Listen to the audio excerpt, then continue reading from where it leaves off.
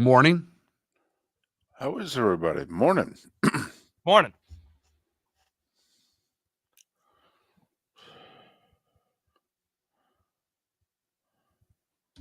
All right. Do we want to do Taylor Swift thing? Do we want to do 10 a day or do we want to just do it all at once? No, 10 a day. Perfect. Okay. I got 10 right here. When do we want to do? 8:20. So we want to do it in between our guests? Yeah. Okay. Perfect. Because you do play of the day at 7. Right. Kills a segment. Yep. What are you smiling about over there? What are we calling it? I have Super Swifty segment written down on my piece of paper, although that is a very loose title. Well, I was going to say we could put it, we could promote it. Just send it out in our show tweets. 8:20 Super Swifty. I'm Swifty serious. or not a Swifty? I'm up to 3. I know 3 songs now. All right.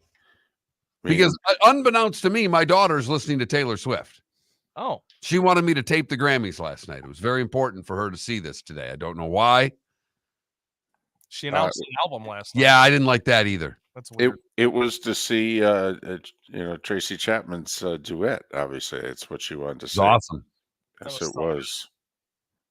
That was a surprise too. I mean, Luke Combs was performing. Everyone knew that, but they didn't know that she was going to be on. That's very cool.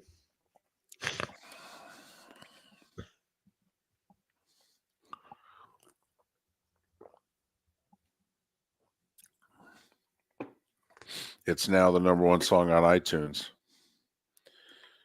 Her old fast car. I hadn't seen her since one of the last Letterman shows. Yeah, I don't think she's performed in public really at all. I think she's done 2 live shows since 2009. One of them was Letterman. That's crazy. One of his last shows. She was one of his last musical guests. That's the part of that show that deserves its own documentary.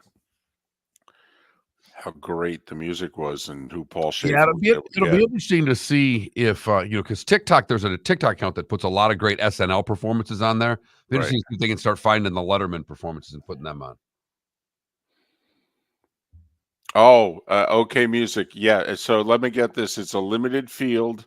They only played 54 holes. No cut. Right. Uh-huh. Yes. Okay. Here we go. On a Monday. What's our Paul Claxton?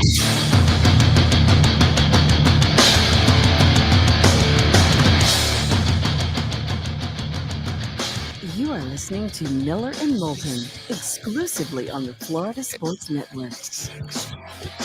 And now, here's Mark Miller and David Moulton. Top of the morning to you. It's Super Bowl 58 week. How the heck are you? Miller and Moulton, Florida Sports Network, floridasportsnetwork.com. Hope you had a great weekend. Hope the storms didn't hit you too badly yesterday throughout Florida. They were pretty wicked in parts. Hail in Southwest Florida, a tornado in the Duval County and just west of Jacksonville. I mean, it's some nasty weather yesterday. How are you? I'm good. Avoided all the weather. Stayed inside. Stayed dry. Well, good. Watched all that golf from Pebble. You mean the 54-hole tournament that they had with no? Wait a minute. I thought they were saying all day they were going to play and finish it today. And then all of a sudden it gets nah, we're done. So, Mark, if we can review, was that a full field? No, that was a limited field event. It was like invitation only, right? Correct. How many holes they play? Well, they played 54. Oh, okay. Does that count as a win? World Golf Ranking points? Sure does, David. Get into the Masters and all that sort of thing? Yeah. All those qualifications. 2-year exemption on tour and all that? Huh. World ranking points and everything. Really? Boy, about the only thing that was missing was the shotgun start. And a pair of shorts. Huh. Interesting. I must say, for the first time ever, because of Pebble being rained out yesterday, there was nothing on. Right? There was nothing on yesterday. You had a 1 o'clock college basketball game. You had some 6:30. If you were really into college hoop, there was a couple other games at around 6:30. Didn't you have a little Wisconsin-Purdue? Wisconsin-Purdue at 1, and Illinois played at like 6:30. Right. Good game against Nebraska. Went overtime, yeah. Right. Between that, 3 o'clock, I'm like, oh, I'll put on Pebble. It'll be pretty. Right. And then immediately when I put it on, I was watching shots that I'd watched from the day before. They just replayed Saturday's round. Gotcha. So one of the things about cutting the cord is that when I had DirecTV, I did not have the CW. One of the things I get with YouTube TV is the CW. Did you watch LIV golf? You're damn right I did. Wow. Okay. All right. Because there were a few people who did what you did. My guess is that was the most people who have ever watched LIV golf was yesterday. I think you're right. So I think there are a decent number of people that tuned it in for the first time and also tuned in their broadcast for the first time, which is a very different broadcast. Very quick. I didn't realize we were going to go here. Go. What'd you think? I did not have I did not have the volume on. Okay. I literally just watched the golf. You know, I'm not a fan of, because I've seen it before when I've been at a restaurant when it's been on. I'm not a big fan of how their scoreboard works with all the team flags and for those that everything don't know, running down the left side of the television. You've got the entire leaderboard, but it also has the team leaderboard, and it also has their little team insignia next to each of the players' names. Right. And it's, if you don't know, if you were to split the screen in, what would you say, fifths? Maybe it's like 20% of the screen, and it's top to bottom on the left side. That's their continuous scoreboard. They do individuals, and then they do the team tallies because, you know, they're big into that. But I don't like the scoreboard, but they put a lot of golf on. A lot of golf. A lot of golf. A lot of golf. Not a lot of walking, not a lot of, lining up putts. It's golf, golf, golf, golf, golf, golf, golf. What I thought was interesting, because of, one of the things you talked about, not liking the shotgun start. They had a playoff yesterday. They had a 3-way tie for much of the day up at the top of the leaderboard. 3 to go, 2 to go, 1 to go. Thought it was just an interesting way of letting the audience know that here we are. This is the end. So I thought that, someone who's watching golf their whole life, that was very different to me. So, okay. And it is something to get used to. I'm wearing shorts. Well, there's no doubt. The whole thing looks different, and every now and then you're like, wait a minute, do I hear music? Is that music? Oh, yeah, they're blaring music on the course. Okay, it's like that group that's, walking around with the, back in the day, the boom box. You and I both know a guy who brought his boom box to the course. Okay, couldn't play without it. And a lot of us now, David, because of the different speakers, Bushnell is a speaker. I mean, I've got a big speaker. I have my own golf cart. I have a large speaker. I can play music loudly if I want to on the golf course. And I play music every time I play golf. So most of us now do. There's more. In fact, when I play golf, there are more people that have music in their carts that don't. So does that mean that LIV golf is actually trendy? Cool, not awful. Not that one. I'll go with. Okay, it definitely was not awful. It had a nice playoff. Hey, some names, right? Top 10 on the leaderboard was Rom and DJ and Cam Smith. The playoff was, Joaquin Neiman and Sergio. Right. Some names there. Hey, how many guys do you think at your golf course are going to maybe blare through their speakers a little Tracy Chapman, Luke Combs? Or either Tracy Chapman or Luke Combs? Probably more Luke Combs than Tracy Chapman, but I don't know. She's trending now. She's number 1 on iTunes, baby, after last night. It was very cool. They got to do a studio version together. I don't know if I'd go that far. They could make a lot of money on it. Think about that. It's funny. She's not seemingly into what most everyone in her industry is into. She's not, I mean, she's done what, 3 live performances now in 15 years? I think after her appearance on the Grammys last night. And one of the other ones was on Letterman, one of his final shows. I mean, it's, she is a, what's the adjective I'm looking for before artist? Okay. She's a different artist. Okay. She's not into all the trappings and that most in the industry that are. Song was big in 35 years ago. 1990. Right. But I mean, there, are folks 70s and 80s who had hits. They're still touring. I mean, hell, some of them are getting together and touring together. You're right. And charging a lot of money for their shows too. Man, you can't go see music now, seemingly for like less than $150.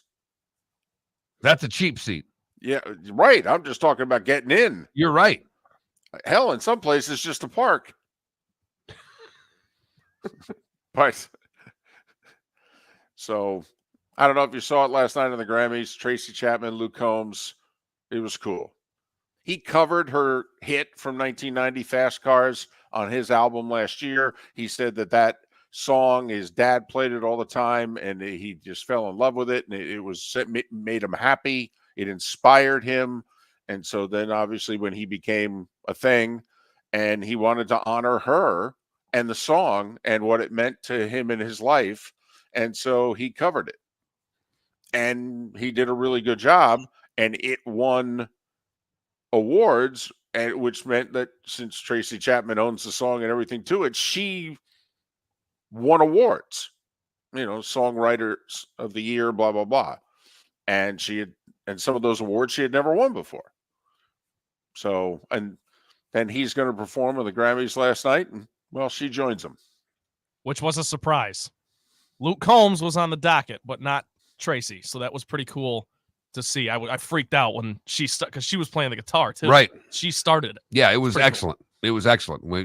I thank my mother who was over for dinner last night who wanted to watch the Grammys. I turned off Illinois, Nebraska heading into the second half and into overtime for the start of the Grammys for my mother. Wow. I mean, you turned off Illinois, Nebraska. Yep. Wow. What a bar the Grammys had to meet last night. Illinois, Nebraska, they had to topple. Man. Hey, for you to turn a sporting event off in my house for the Grammys, it takes something. Illinois, Nebraska just didn't cut it last night. I mean, this wasn't gymnastics, Well, we wouldn't have turned it for gymnastics. I understand.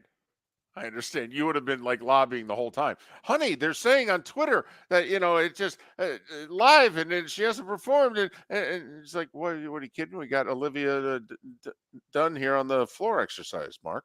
Just not turning this off. All right. So anyway, download it if you missed it. It's everywhere. It's really good. I have no idea. I didn't watch. All right. I caught the performance, right after it happened. And I've watched it like 3 times. It's awesome. But apparently, this is going to be a shock. Taylor Swift won a bunch of awards. Can you believe that? Yeah. All right. A, she's pretty popular. B, apparently half of North America has seen this tour. So it's not a shock that she won a Grammy or 2 last night. Have you seen the Ed Sheeran cutaway? So she wins something. I don't know. She gives a speech. It's what you do. And it's over. And so everyone's applauding. They go to someone, a woman. She's applauding. They go to Ed Sheeran. He's sitting at his table. He's applauding. He turns to the person next to him and he says, bull blank. Clear as day, right? You can't miss it. All of us who watch sports for a living were like, he just said that was awesome. Best cutaway of the night. She did announce that her new album instead of a speech, which I thought was interesting to say the very least. She's done that twice now. Is that And her last album was announced via, I don't know if it was the Grammys, but it was an award show. Captive audience. Yeah, I know. That's all right. She didn't thank him, apparently. She should have done it at the Super Bowl. He got nothing. He didn't make the survey last night. Okay, he did not, mention her boyfriend. So, for what it's worth. But then again, I mean, what did he have to do with her music? I mean, not a damn thing. No, I mean, he saw a show or two. He saw 2 shows that we know of. Yeah, we haven't hit the wave yet where some songs are about him. That'll be in about a year. Of course, we don't know how those songs are going to go. Depends on how the Super Bowl goes. A lot of pressure on Travis. If he doesn't win, could be the end of this relationship. Miller and Moulton, the starting 5, 25 minutes away. Mark Miller for Molly Maid. Why Molly Maid, you ask? Trust. Moulton was a customer for 15 years. Affordability. Didn't I just say Moulton was a customer for 15 years? Worry-free services. Our professional house cleaners are fully insured and a 24-hour warranty. Call Molly Maids today at 239-774-5839.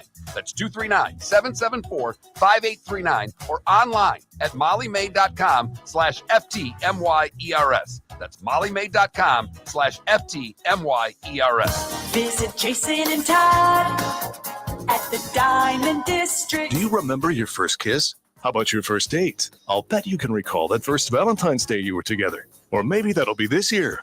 Valentine's Day is a celebration of love and affection, and this is where the Diamond District shines. Diamonds make a perfect Valentine's gift. Whether you're getting engaged or choosing a beautiful gift to fine jewelry, you'll want to visit Jason and Todd at the Diamond District. For Valentine's Day this year, Jason and Todd are offering you 5 years interest-free financing. Choose a beautiful diamond bracelet for $1,500, and you pay $25 per month. Stunning diamond earrings for $5,000, and you pay only $83 per month. Valentine's Day starts with Jason and Todd at the Diamond District and ends in romance as she unwraps her beautiful new diamond bracelet, stunning diamond earrings, or magical gemstone jewelry, including emeralds, sapphires, rubies, tanzanite, and more. Jason and Todd look forward to shaking your hand and welcoming you to their Diamond District family. At the Diamond District. Hello, friends and family of Southwest Florida. Are you looking to tap into the electric vehicle market? Well, look no further, because we here at Southwest Florida Golf Carts have just what you need. E-bikes, golf carts, LSVs, scooters, and more. Come down and talk with one of our experienced sales reps, have a soda and a smile, and you could be cruising the streets in your new EV today. Stop by the store or visit our website at flgolfcarts.com and enter for a chance to win $100 off your next purchase by answering John's monthly sports question. You were listening to Miller and Moulton on the Florida Sports Network.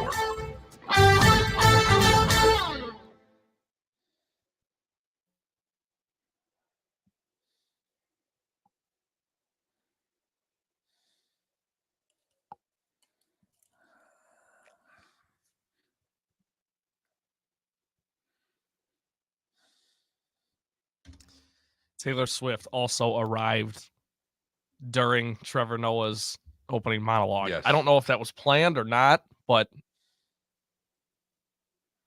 if you think she's annoying, it was not a good night for you.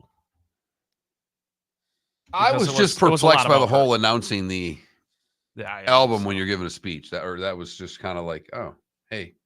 She's like, this is all about the fans, and I've got an announcement for the fans. New album. I'm going to go post the cover backstage. See ya.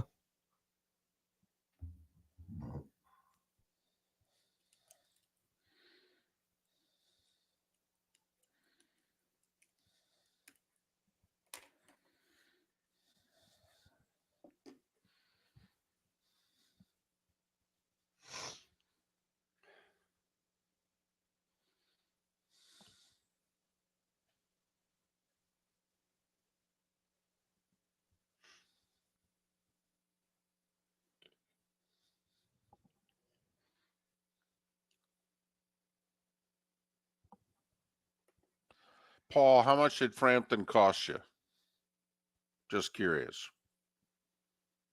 And was it a, average seat, great seat? But because music has gotten really pricey. A couple summers ago, I saw Motley Crue and Def Leppard on the same night because they were doing that tour together. Mhm. And they messed up our tickets somehow, so we got like to relocate for free. So we were in the 16th row. And the tickets that we paid for were Not the 16th row. no nosebleeds. And even those were like 90 a piece, I think. Was that in Detroit? It was in Nashville, actually. Nashville. Okay. Before I even lived there. We just took a trip and then went to that Nissan Stadium. You had such a good time. You met that girl from Appleton, Wisconsin. Oh, I got a story for you guys. I was going to text you when it happened, but it was... We got 2.5 minutes. Go. So Hold on before we start. What's our poll question? Okay. Go. Come on. Material's material. All right, go. Come on. What do you got? All right. So Friday, I went to happy hour with my aunt and uncle. They brought some of their friends along. And one of her friends, her daughter's moving down here. So she's trying to set it all up. Sure. She's 24 years Right. old. Guess where she's from? Wisconsin? She is from Wisconsin. I don't know. Yes. I'll pay for the date. I don't know what part. You have to go on it. I'll pay for it. Oh, I just figured you guys would get a kick out of that. That's phenomenal. Now, I don't know what part. I just Who know it's cares? Wisconsin is Wisconsin. Who cares? That's fantastic. You could just start the date by saying, listen, okay, you and I had to go out at least once. She looks at you and goes, no, you don't understand. There's two forces at work here. First off, you got the whole aunt and uncle force, but also you don't understand the Miller and Moulton force. I Let wouldn't me explain explain. that to her. I wouldn't explain that to her till at least date 3. The Miller and Moulton magic. Well, I guess it depends on how the date's going. If you're sensing there's a lull, they pull it out early. The Miller and Moulton force, not it. But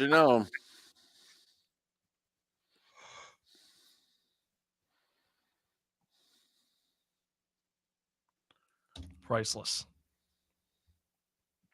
Seriously, what's our poll question? Did you watch the Grammys?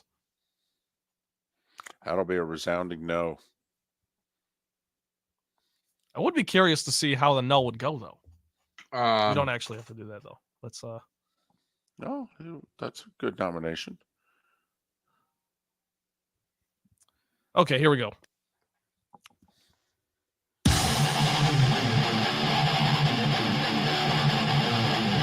You're listening to Miller and Moulton, exclusively on the Florida Sports Network. 21 minutes past the hour. Top of the morning to you. How the heck are you? I hope you had a great weekend, and thanks for starting your week off with us. Miller and Moulton, the Florida Sports Network, floridasportsnetwork.com. Mark and I have been doing this a while.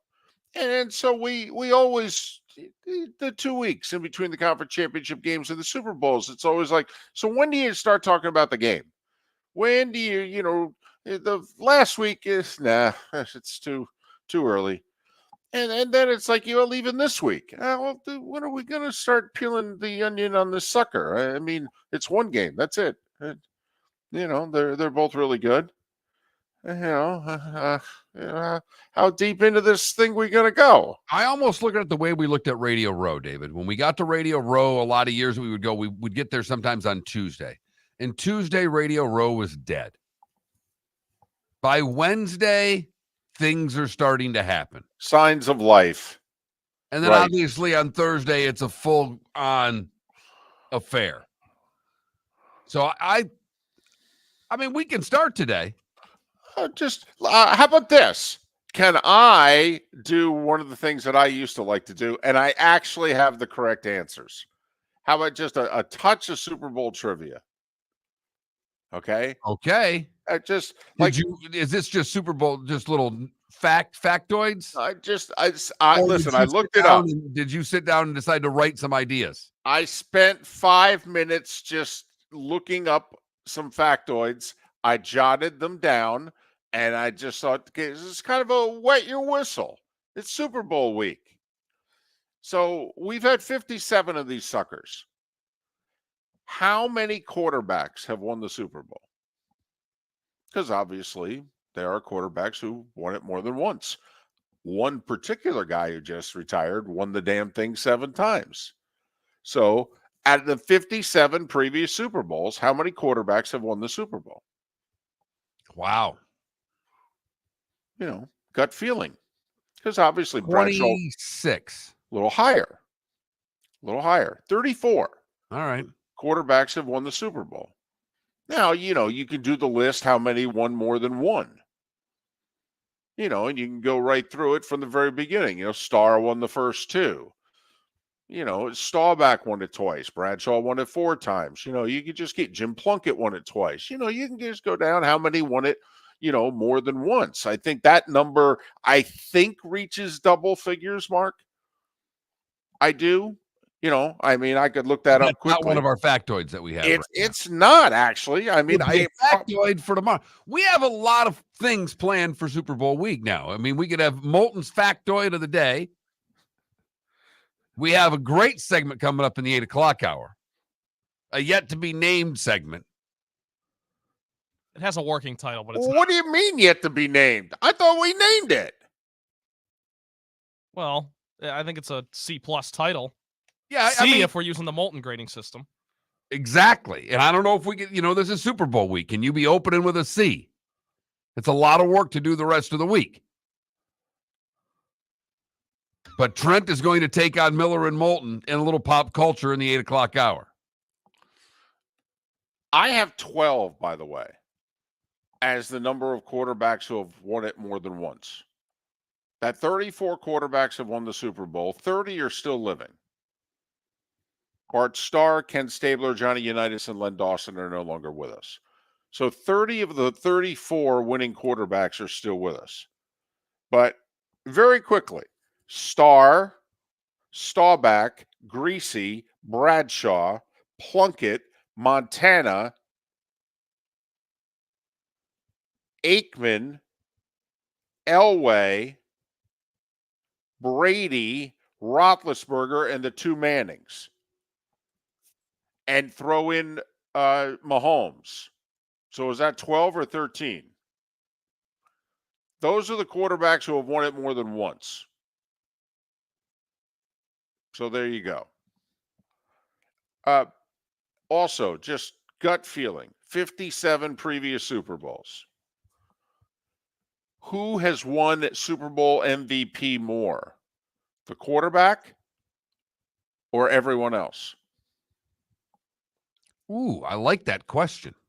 Because recency bias would tell you it's the quarterback, but for a long time they didn't give him, it wasn't an automatic MVP, the quarterback gets it. They actually have given it to a defensive player or 2 over the course of time.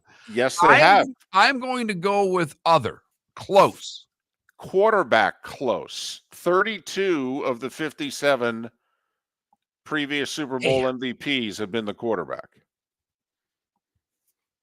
So there you go. Thought you were trying to trick us with that second little question. Who was the last non-quarterback to win it? It was recently. It was 2 years ago. Cooper Kupp. Oh, very nice. Before that, Edelman in the overtime Super Bowl. Von Miller. Those are the last 3 non-quarterbacks to win the Super Bowl. Then the Seahawks blowout Super Bowl. Mark, remember you asked that question to me last week. I knew it was the Seahawks linebacker. I had just forgotten who. It was Malcolm Smith. So actually 4 of the last 10 MVPs have been non-quarterbacks. And that's pretty much the ratio. So for anybody out there who's making prop bets, the thought, it'll definitely be the quarterback. Well, actually, it'll be about 60% of the time it's the quarterback. So is someone else worthy of a shekel or two? And Just saying. based on the fact there's been a couple defensive players in there, you probably get some good odds going on the defensive side of the board with the Super Bowl MVP prop bet. You know, I mean, think of it. We had the back-to-back Super Bowls. Deion Branch, Hines Ward were MVPs. You know, the last Steelers Super Bowl win, Santonio Holmes was the MVP. So That catch, by the way, that was the play that in my childhood I was like, yeah, football's pretty awesome. I can see where that would do it. That was the play. I was like 10 years old. That was the one. Because it was right after Larry Fitz had just had his big monster play, and I was rooting for the Cardinals. So I was going nuts. And then the Steelers come back down and do that. just the best part of that was Fitz with the catch, and he's running into the end zone for what he thinks is going to be the game-winning touchdown, and he is watching himself on the board. scoreboard running into the end zone. Do you think he was doing that because of the moment, or do you think he was doing that because he's checking to see if no one's behind him and he doesn't want to actually turn his head? Yeah, I think the first part of it was to see if anybody was behind him, and then as he's running, he's thinking, "That's pretty blanket cool." That was awesome. That was a They great were game. so close. That was a great game, and that's why you were rooting for Arizona, wasn't it? Because you were a Lions fan, and you were rooting for a team that perpetually loses and had their shot. And my dad was just like, guys, we're not rooting for the Steelers. That's how we're doing this year. They've won enough. We haven't. We are not rooting for them. We're rooting for the Cardinals. We have the winners and we have the losers. We're rooting for the losers. Got it? Yep. And they never made it back, did they? No. They got to an NFC Championship game. Lost to Carolina big. But so there you go. There's just there's a touch, a taste. that's what I'm talking about. That's how you do it, David. You just Pros work right there, David. Well, it's semi-pro. I didn't have the exact number of quarterbacks who, had won it more than once. But we filled while you figured it out. It was just fine. No one's the wiser. Well, certainly not me. Super Bowl week off to a hot start. And what's our regular segment? 8:20. What are we doing? Come on, say it. What did you call it? The Super Swifty segment. There it is. We're going there. We're big on alliteration on this show. It's the Super Swifty segment. I've got 10 questions. I've got a true song title and one that's completely made up. You guys have to tell me which one of the two. Wait a minute. Song. So you mean to tell me we're playing Dead or Canadian? That's fantastic. Only we're doing it about Taylor Swift. The law firm of Michael F. Hornung specializes in criminal defense, DUI, personal injury, nursing home claims, and auto accidents. I'm a former prosecutor with over 34 years of experience. The information I know is information you need to know. If you've been arrested for a DUI, time is of the essence to maintain your driving privileges. Call the law firm of Michael F. Hornung for a free consultation. At the law firm of Michael F. Hornung, we are committed to excellence in your representation. Being a local attorney with local knowledge is clutch to the success of your case. For over 30 years, we have successfully represented the citizens of Southwest Florida. For a free consultation, call 239-437-0095. That's 239-437-0095. Our offices are conveniently located in Fort Myers. Visit online at mfh-law.com.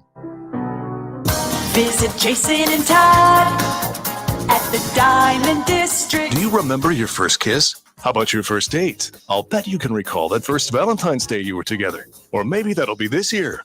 Valentine's Day is a celebration of love and affection. And this is where the Diamond District shines. Diamonds make a perfect Valentine's gift. Whether you're getting engaged or choosing a beautiful gift to fine jewelry, you'll want to visit Jason and Todd at the Diamond District. For Valentine's Day this year, Jason and Todd are offering you 5 years interest-free financing. Choose a beautiful diamond bracelet for $1,500, and you pay $25 per month. Stunning diamond earrings for $5,000, and you pay only $83 per month.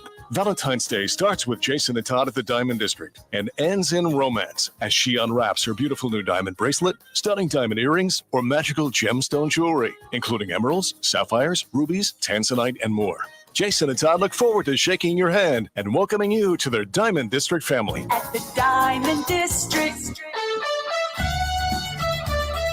You were listening to Miller and Moulton on the Florida Sports Network.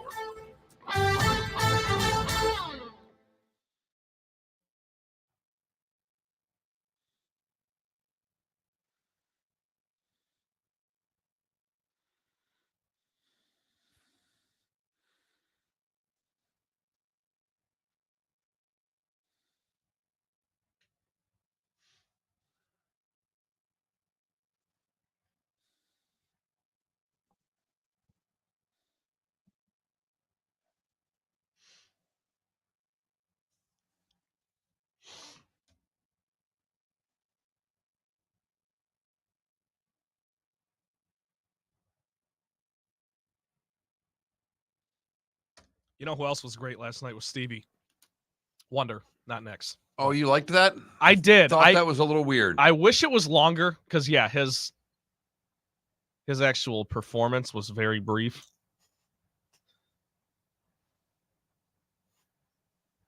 Come on, Mark. That's your guy. That's your Saginaw guy. I know. I love Stevie Wonder.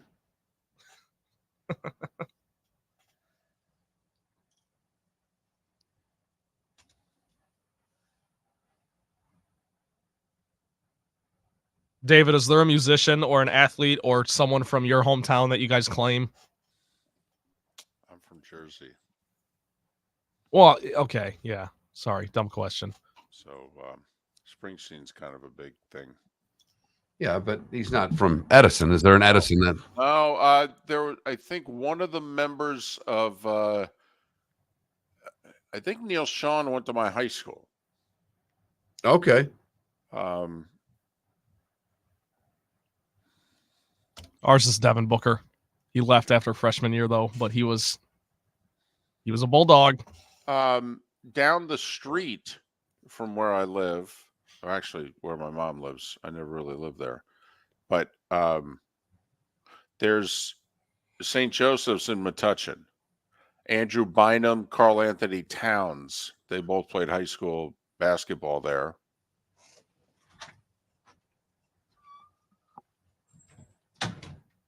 Edison surrounds a small city called Metuchen. And Robert Hedges from Welcome Back Cotter went to Metuchen High School. When I was growing up, that was the first person, because I was 3 minutes from Metuchen, had to ride my bike through Metuchen. And there was somebody on television who, 15 years earlier was in the high school drama club, just like I was. And it was like, I'll be damned. Yeah, that's cool.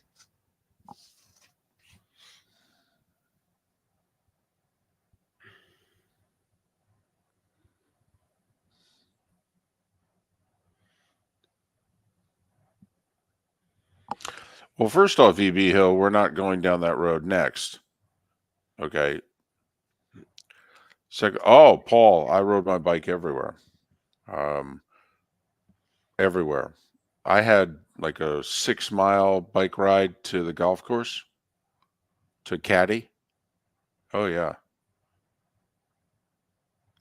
Had my bike stolen. It was a pretty traumatic thing. Had to save up for a long time to get a new one.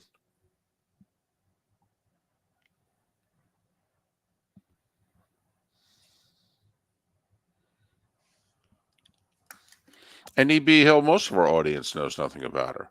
That's why we'll do 8 minutes a day. And it might be funny. Yeah, actually, it's not meant to be about Taylor Swift, no, EB. It's meant to be funny. It's meant to abuse Miller and Moulton. Yeah. So, but it's always your right to go find another show. Yeah, I mean, it doesn't cost you a whole lot of money.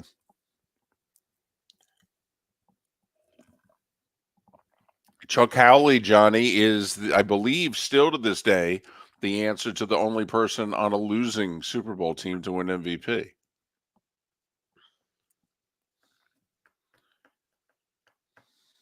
Super Bowl 5. I'm dying to see what Caitlin Clark, what the numbers were for the Fox game Saturday night. At Maryland, the big performance. But I mean, that was on Big Fox. Oh, it's not that's the second time in 3 weeks. No.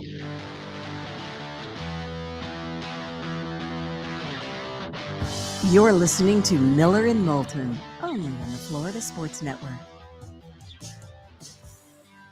22 minutes before the hour. Thanks so much for being with us on, the first Monday of February and the Monday of Super Bowl 58 week. Miller and Moulton, Florida Sports Network, floridasportsnetwork.com. The NHL resumes after the All-Star break. John Forslund, who is only the best hockey play-by-play guy working, he will join us in a little more than an hour. Herm Edwards, he played in one of these Super Bowls. He was assistant coach in one of these Super Bowls. He'll join us coming up in a couple of hours. Right now, it's time for The Starting Five. 5 stories you need to know. It's the Starting Five on Miller and Moulton. Here's number 1. All right. This could be our poll question of the day. Did you watch any of the Pro Bowl games? That's right, games. Apparently it's more than one, and there's no tackling involved. It was in Orlando. Here's another trivia question. How many people were at the Pro Bowl games? If I had given either one of you tickets, and it was convenient, obviously it's a 3-hour drive for the both of you, but if it was moderately convenient and I gave you tickets, would you have gone? Probably not. I would have. Is that because you're single and you got nothing going on? Yeah, that's Okay. probably a big part of it. I was And there gonna were say- 5 Lions there. So I would have loved to go see 5 Lions. He just, I mean, there was 5 lions there. Did you notice there was 5 lions there? Right. 1, 2, 3, 4, 5 lions. Count 'em up. 5 Lions there. Hey, by the way, did you go to that Miami Vautech game Saturday you were threatening to go to? No, Okay. I didn't. All right. Anyway, back to the Pro Bowl games in Orlando. 55,709 on hand at Camping World Stadium. NFC won 64-59. It's flag football. So I don't know what the score. Baker Mayfield, offensive MVP. Saints linebacker Demario Davis, defensive MVP. How do you give out an MVP when they gave up 59 points? Anyway, 88,000 mark to the winning team, to all the members of the winning team. 44,000 to all the members of the losing team. The Dolphins have named Ravens defensive line coach Anthony Weaver as their new defensive coordinator. Remember when Cliff Kingsbury was going to be the Raiders offense coordinator? I do. Right. Yeah, that didn't happen. Nope. On the way to the altar, Kingsbury, he got a better offer. I mean, a hot bridesmaid or something said, no, don't go with her. Go with me. He went. He knows something about a better offer. So Kingsbury's going to be the OC in Washington for Dan Quinn and the Commanders. Now, see, this is where the intrigue. Where was Kingsbury last year? He was one of those advisors, with USC. Who was the quarterback of USC? Where did the quarterback from USC grow up? Washington, D.C. So, there you go. Right. Got 11 weeks before the draft. Start your rumors. The Raiders then decided to hire Luke Getsy. If you're like, I've heard that name before. Yeah, he got fired by the Bears like a month ago as their offensive coordinator. Rich Castor, back in the day, tight end. He's actually one of the first tall, man, he can really run. That's a tight end. Rich Castor, 13 years in the league. Died at the age of 75. College football. Bill Carr was Steve Spurrier's roommate. He was also the guy hiking him the ball when he won the Heisman Trophy. He then became Florida athletic director. and help get their facilities in order and get them out of debt. Bill Carr passed away over the weekend at the age of 78. But the biggest news in college sports, you can argue, happened Friday afternoon. Greg Sankey and Tony Petitti, the SEC and the Big Ten, they said, yeah, we're going to partner and we're going to address some of the major issues in college sports. We'll get back to you. Really? I'm waiting. Mm-hmm. Yeah, this was a news dump with no information other than the two most powerful conferences in college sports have formed an alliance of some sort. Right. Here's the two fascinating things about this. One, that no other conferences need to be part of this partnership. What have we been saying for a while? This is Coke and Pepsi. The others are cute. You decide which conference is Dr. Pepper, which is Sprite, and what have you. You knock yourself out. Is the Sun Belt ginger ale? We could play this game all day. But Coke and Pepsi are going to decide how the soda industry, the college football industry, is going to be run going forward. And secondly, if the attorney generals in Tennessee and Virginia are not ending the NCAA as we know it, I think the SEC and the Big Ten just decided they are going to put the NCAA out of business, or we're going to dictate to you what the rules are. That's what I think is more likely, that they would rather have the NCAA as the fall guy as opposed to having all of it on them. So they will dictate to the NCAA how things are going to run. And if by some chance that you've got a hair up and you're not going to accept our recommendations, well, we'll just do our own thing. And you can go the way of New Coke. See what I did there? The whole soda analogy. Pretty good. Yeah. Oh, thank you. NBA, the Clippers, by the way, are 25-5 in their last 30. They started out the year 8-10. They acquired Harden. It wasn't working. Yeah, it's working. They went into Miami, beat the Heat 103-95. Since we're not allowed to talk about this team, or at least you can talk about them all you want. Well, then Orlando went into Detroit and beat the Pistons 111-99, because who the hell doesn't go into Detroit and beat the Pistons? They're 6-43. And yet somebody we know is still betting on them when they're at home. They're at home. Magic are 4 games above 500. Phoenix beat Washington 140-112. Bradley Beal going back to D.C. It was very emotional to no one. But he had 43. And the Wizards, I don't want to get them off the hook. The Pistons have only won 6 times, but Washington's only won 9. So, that needs to be pointed out also. But today's sign of the apocalypse is NBA All-Star Game. It's coming up in a couple of weeks. They have to, I guess they have to have coaches for this. So now they have a rule, Mark, in which if you were the coach last year, you can't be the coach this year. Even though your team, second year in a row, you've got the best record at the All-Star break. No. We need to share. Is it share or just the teams that don't want to go back 2 years in a row? Well, it's true. The coaching staffs may have said, really, I'd kind of like a vacation. I haven't seen my wife in 4 months. Okay. I got to see if, I think it could be B on that one. Yes. I really do. I did. So anyway, maybe, they got the rule passed. So the Celtics, second year in a row, they got the best record in the East heading into the All-Star break. But is it the, Missoula guy? He was coached the team last year. So he's out.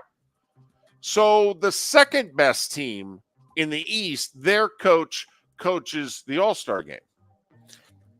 Well, Milwaukee is the second best record in the East. Doc Rivers has coached 4 games. He's 1-3. You know who's coaching the East in the All-Star game? Doc Rivers. Even Doc came out and said, this is awkward. This is not good. Whatever money I get from this, I'm going to give to Adrian Griffin. And apparently they get a pin, a ring They get an all-star ring. And he's like, yeah, I'm going to send this to Adrian. This isn't right. In fact, maybe I can talk to the commissioner, and we got to do something about this. Maybe Adrian can coach the All-Star game. He's got nothing else going on. Well, I think Doc's trying to let the staff coach it. Like, let the staff go. Anyway, Milwaukee lost in Utah by 15. Zach LaVine out for the year, right foot surgery. That's a bummer for the Bulls because they were really trying to trade him. Really is a bummer for the Bulls because he was going to get moved. Yes. Might have been the biggest name going at the deadline, too. 28-year-old shooting guard, very athletic. I mean, he's not a great shooter. They don't require that out of shooting guards anymore. It's the NBA. Meanwhile, serious note, Joel Embiid. They're not calling it a torn meniscus, but apparently what they're calling it is a synonym for a torn meniscus in his left knee. Well, that's a problem. He's going to be out multiple weeks. Most people don't think you're going to see Embiid again in February. He'll come back sometime in March for the Sixers. Earl Cureton died at the age of 66. He was a part of 2 world championship teams. He was a part of, I think, the Sixers 83 team, and he was also on one of the Houston Rockets teams. But he's actually had been working in the Pistons organization for a long time, community guy, beloved. A lot of people in the NBA were broken up when they found the news yesterday that Earl Cureton died at the age of 66. It was a huge weekend at college hoops. Saturday, probably the best day of the regular season. Carolina beat Duke. Kansas beat Houston. UConn beat St. John's, pulled away in the second half at the Garden. Tennessee went to Rupp and beat Kentucky and handled them, Heisman them, basically. All right. And Gators followed up the win at Kentucky by losing at A&M. Florida State with a loss they could not afford at Louisville. They would have been in 3rd place in the ACC if they had just won at Louisville. They lost. Miami did beat Vatech 82-74. UCF upset Oklahoma at home. Think about the wins UCF has this year, first year in the Big 12. Kansas, Oklahoma, Texas, good for them. And South Florida, still tied for first in the American. They beat North Texas on the road 60-55. The big game yesterday, second-ranked Purdue went into Wisconsin, beat the 6th-ranked Badgers 75-69. Women's hoops, South Carolina improved to 21-0. They beat Ole Miss by 29. And Mark, Caitlin Clark, this just in, she's pretty good. Yes, she is. She got the A slot on Big Fox on Saturday night.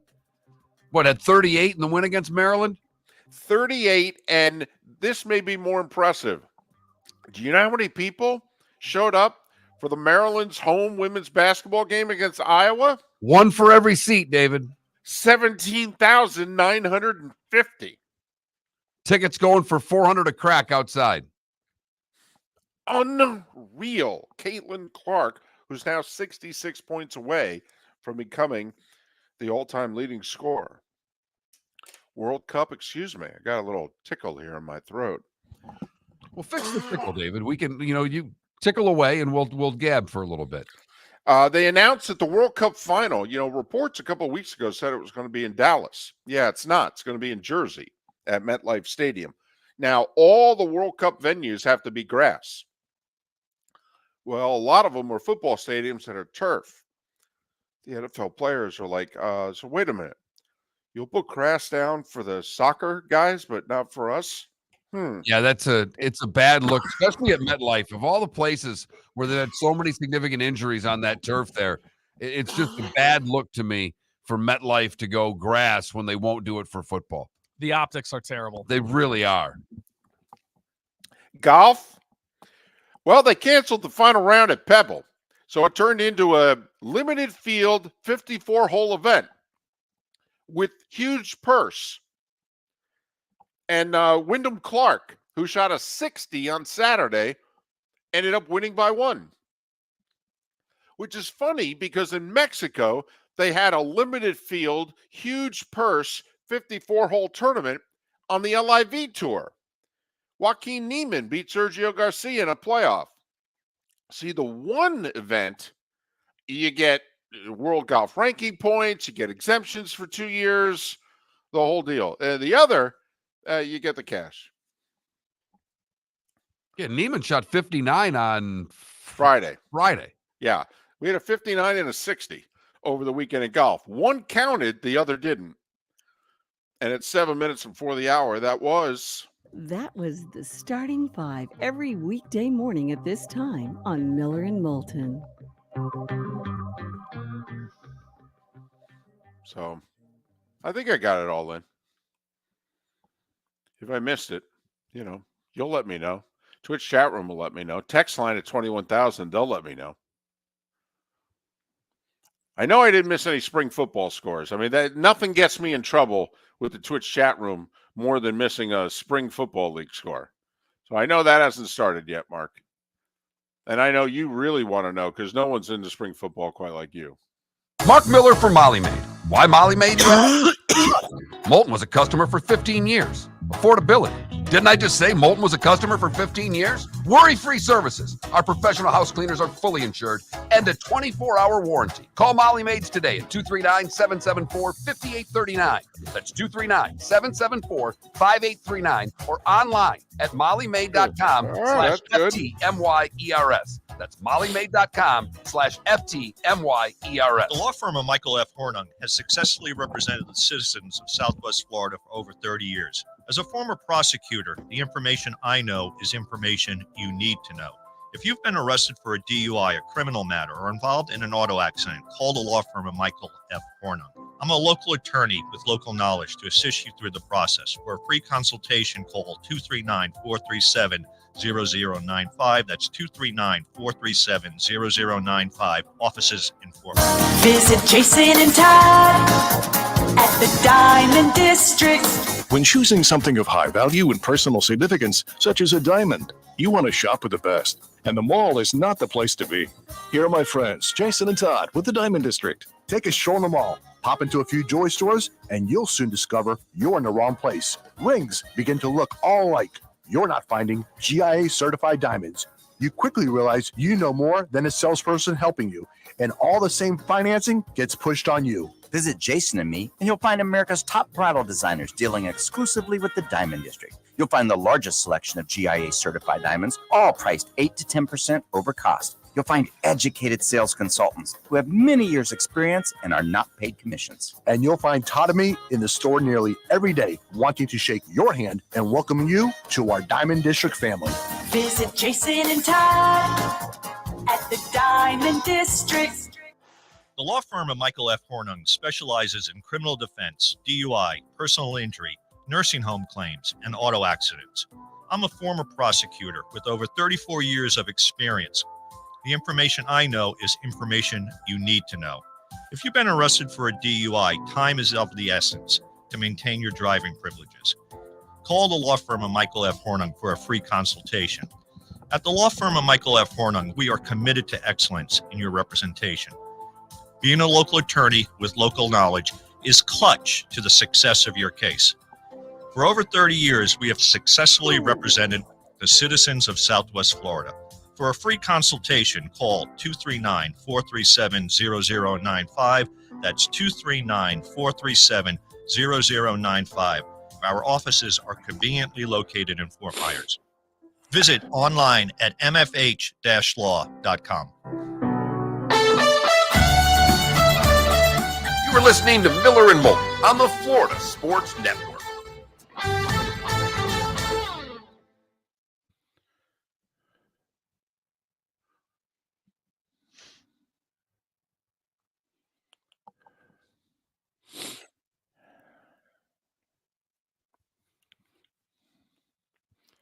So do we want to ask people what they watched this weekend? There was the Clash NASCAR. There was NHL All-Star stuff. Do we want to ask people who are they rooting for in the Super Bowl? I want to ask people whether or not they watched the Pro Bowl, the Grammys.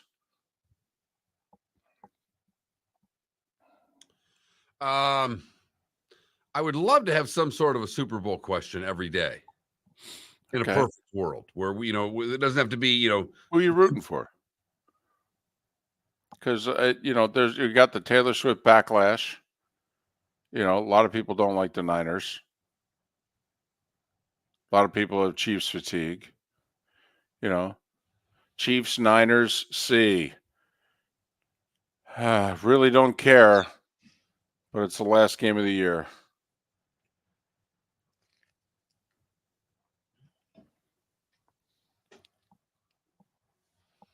Because I don't care. Now I'm amused by all the hatred towards Taylor and Travis. That I'm amused by. I'm amused by all of the angst by former NFL players towards Brock Purdy. I mean, that stuff's amusing me. But this will be a very weird Super Bowl for me, Mark. I will not be rooting. I could care less. The angst towards the Taylor Swift Kelsey is getting me to root for the Chiefs. See? Okay. And I'm not rooting for either. I think that I picked it. My gut said the Niners right when the championship games ended. In terms of picking to win or who you're rooting for? Picking to win. Okay. Because my gut said the Chiefs.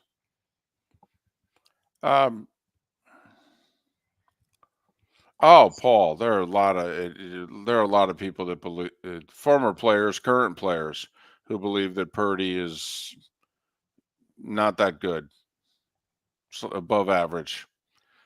Because it gets us content, brown chicken.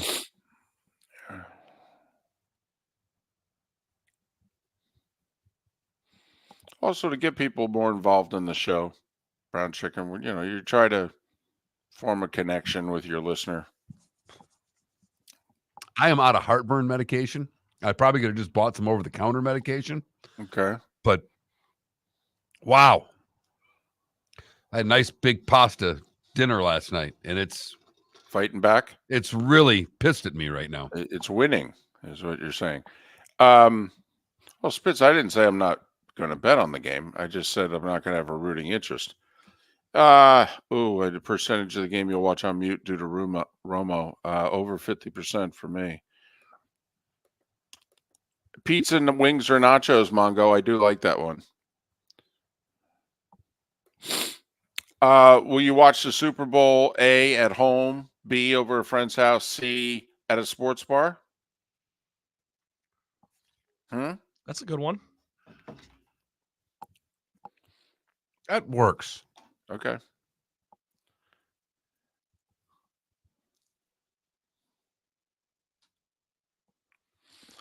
Spitz, I'm telling you, not necessarily. I should probably, I guess, at the very end, if it comes down late.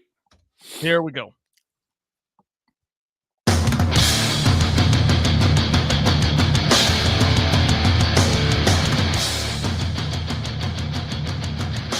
You are listening to Miller and Moulton, exclusively on the Florida Sports Network.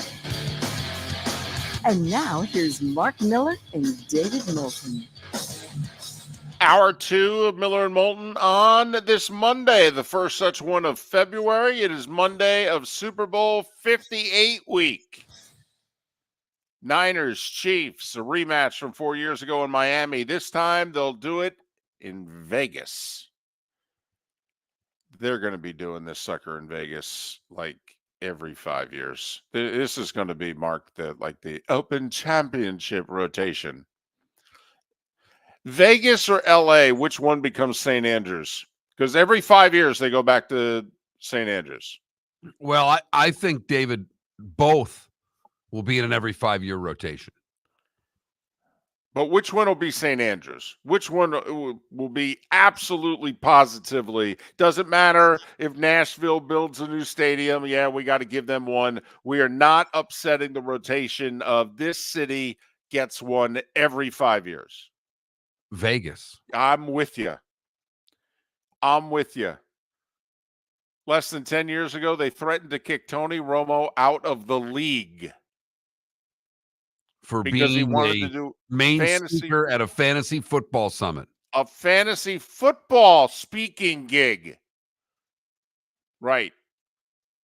Now we got a team there and the game there. Hey, quick sidebar. We never did this as a poll question, did we? Or did we do it on one of the days last week when we did multiple questions? We asked what's going to happen first, a pay-per-view Super Bowl or a Super Bowl out of the country? Right. We asked that question. The guy who used to run ESPN, John Skipper. Right. He's now associated with, Levitard and what they're doing. So Skipper was on a show on Friday. And now John's been wrong about a lot of things. It's partly why he's no longer running ESPN. But he said, we'll have a pay-per-view Super Bowl during the current TV contract.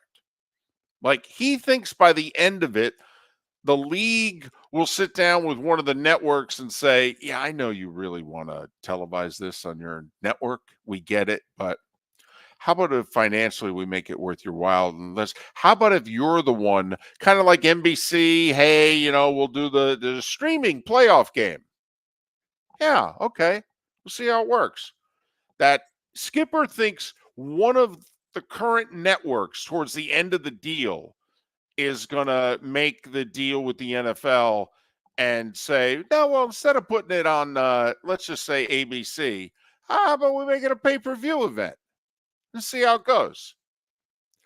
And I will say, with that story that was out there a couple of weeks ago about the NFL buying in to ESPN, of all the networks that would maybe partner with the NFL and try the pay-per-view Super Bowl, that's probably the one that would do it. And they already have the infrastructure set up doing pay-per-view events for MMA. I mean, they're the ones most ready to have the event that way, David, if you were to. And so if Skipper is right and he's onto something, that would be Super Bowl 65. Because ABC gets 2 Super Bowls in this 11-year contract. The other 3 networks get 3. But ABC only gets 2. They have Super Bowl 61, which is going to be in LA, and then they haven't announced the locations for any of the other Super Bowls.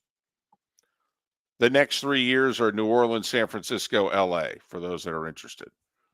Can't get enough West Coast, can we? No, 5 out of 6 years in the Pacific time zone, right?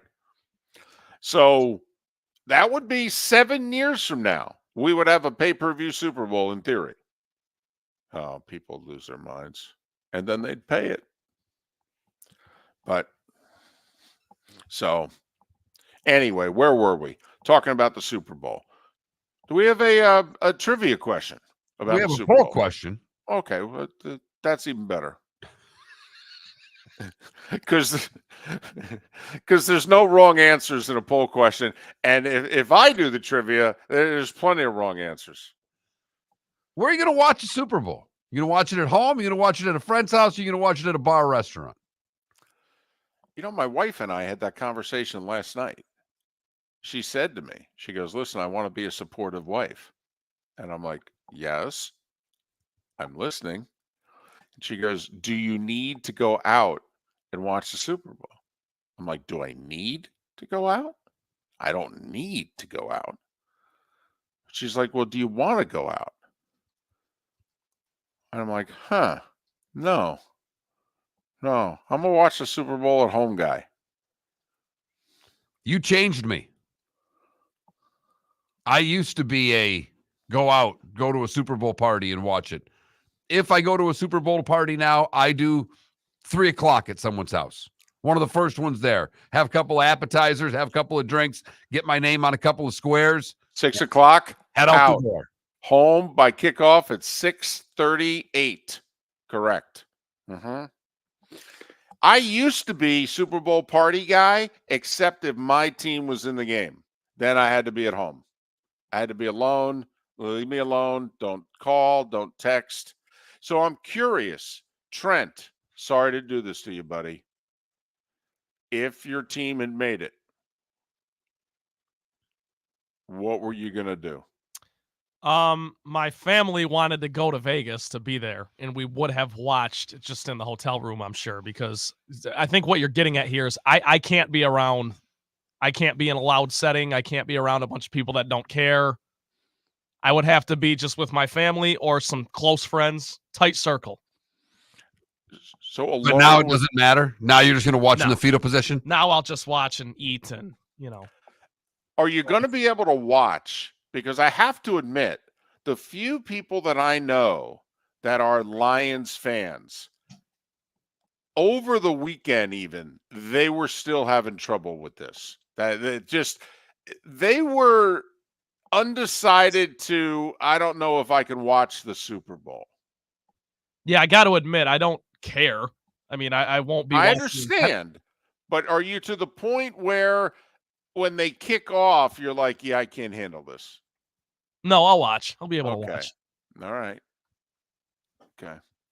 But I appreciate the sentiment. I'm sure that there are plenty of people out there, Ravens fans also, that probably are thinking, Yeah. Bills fans. Well, and I don't want to take a cheap shot at Bills fans because, Miller and Moulton know a bunch of them, but I mean, They're used to this. I mean, come on. I'll take the shot. They're used to it. Yeah, and plus it happened early enough in the playoffs where, their angst was a week and a half ago, but Fair enough. so that's our poll question. That's the full question. Just easing into Super Bowl week, David. Okay. That sounds good. Sounds good. By the way, 13 quarterbacks have won the Super Bowl twice. The number's 13. Mahomes being the 13th.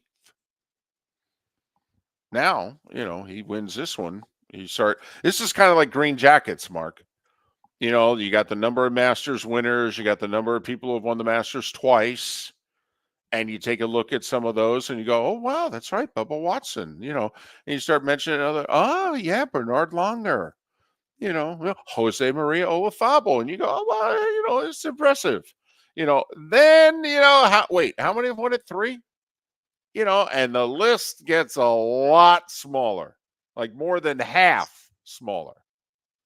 Never mind 4 or more. So Mahomes trying to get to rarefied air this year. Here, just Tom Brady in the Super Bowl. More touchdown passes or more sacks? Remember, he played 10 of these suckers. Touchdown passes. Winner, winner. Winner, winner. I believe, unofficially, 21 TDs, sacked 19 times.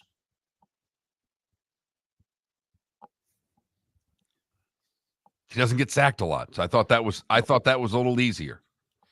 Of the 7 times that Brady's teams won the Super Bowl, how many times was he MVP? 3? 5. Wow.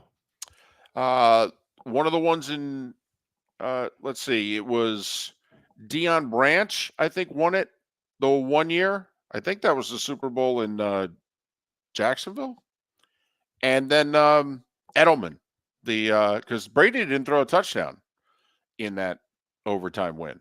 And Edelman had all those catches, including the one, which, I mean, there's a whole question in and of itself.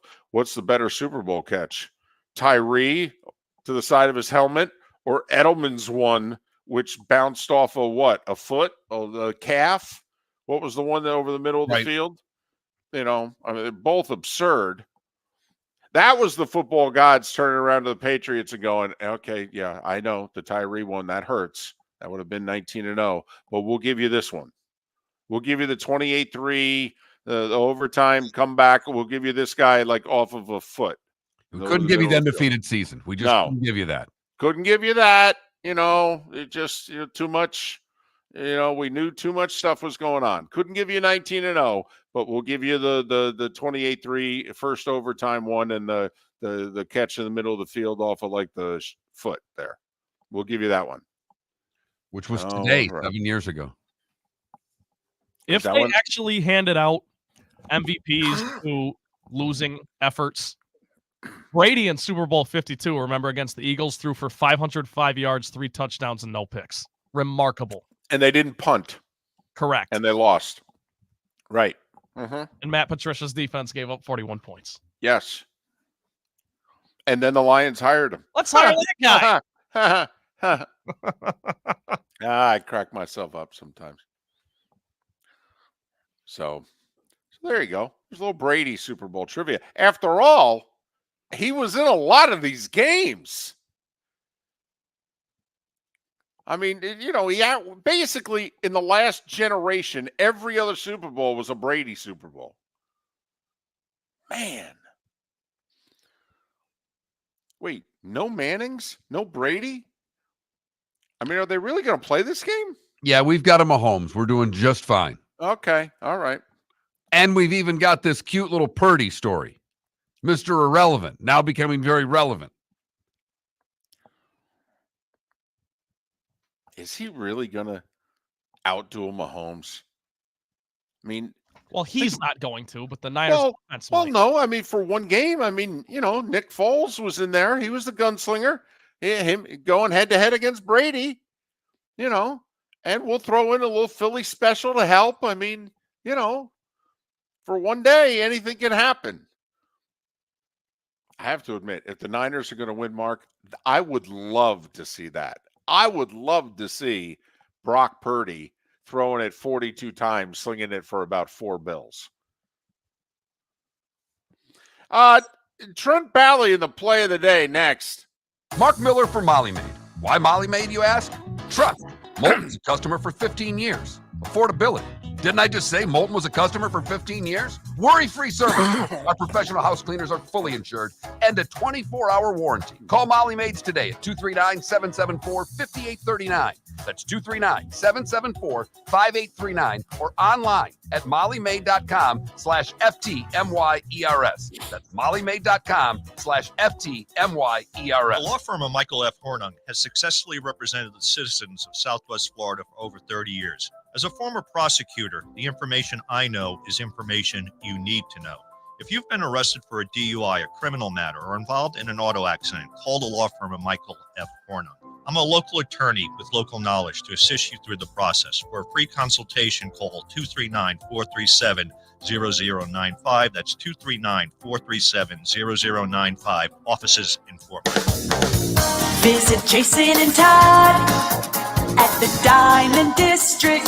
20 years ago, Jason and I had the idea for a jewelry store like no other. With a vast selection of certified diamonds priced 8 to 12% over cost. A team of individuals who are educated, driven, and believe in cultivating relationships. Today, we have become one of the largest independent jewelry stores in the country. Todd and I love what we do and are in the store nearly every day, along with our GIA gemologists, master jewelers, custom designers, and non-commissioned diamond consultants, all of which we consider family. As direct diamond importers, we travel the world, forging relationships and sourcing diamonds. What we love most about our business is that we can call Southwest Florida our home. If selection, value, and comfort are important to you, give the Diamond District an opportunity. You won't find a better diamond buying experience. Todd and I look forward to shaking your hand and welcoming you to our Diamond District family. At the Diamond District. You're listening to Miller and Moulton on the Florida Sports Network.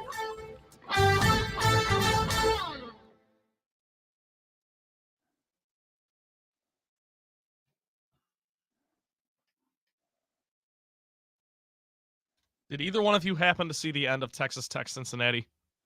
No. So Cincinnati, huge underdog, obviously. They take the lead, got a 1-point lead, then they get a stop. No calls, nothing. They throw the ball up to their big man who's alone on the other end. He could just let the clock go out. He dunks it with like 2 seconds left. Oh, no. He puts them up 3, and then Texas Tech got a heave to tie it, and it didn't go in, but it hit the rim. It's like, what are you doing, dude? Just sit there. I remember, like, the announcers, I forget who it was, but he's like, I don't really know why he just did that when it's all happening so fast. Anybody see the Scott Drew ejection? Yes. You got to love it.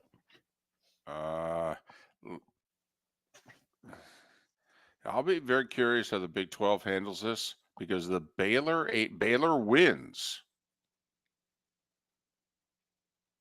And the Baylor AD attends the Scott Drew post-game presser, lets Drew get done, and Drew basically doesn't address it. Doesn't say anything controversial. And the Baylor AD says, thanks, Scott. Yeah, I've got something to say, and proceeds to destroy the officiating crew. Really? Yes. I And didn't see it. say we have the best conference in the country, and the officiating, and we've got some good officials in this league. But the crew tonight, they were terrible. They were not worthy of officiating Big 12 games. Oh, wow. Oh, yeah. Oh, no, he did not hold back. He said, we have never, in all my years here, ever sent a complaint to the league about the officials. We are going to after tonight.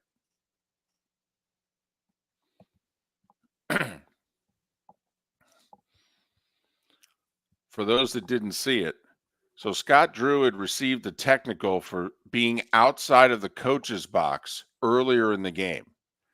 So he's trying to get the attention of the official who's nearest to him along his sideline, kind of near midcourt. So Scott Drew has his foot behind the line, but he gets down on a knee. So his foot's behind the line, but his knee, if you will, and his front foot are, I don't know, 2 feet, 3 feet outside the line. And he's down on a knee, and he's trying to get the attention of this one official who turns around, hears him, and begins to walk towards him. He's fine. An official on the other side of the court sees Scott Drew and where he is and tees him up for being outside the box, and that's his second one, and it's an ejection. First time he's ever been ejected from a game. Baylor was up like 7 or 9 at the time. The bench lost their mind. They get a bench technical.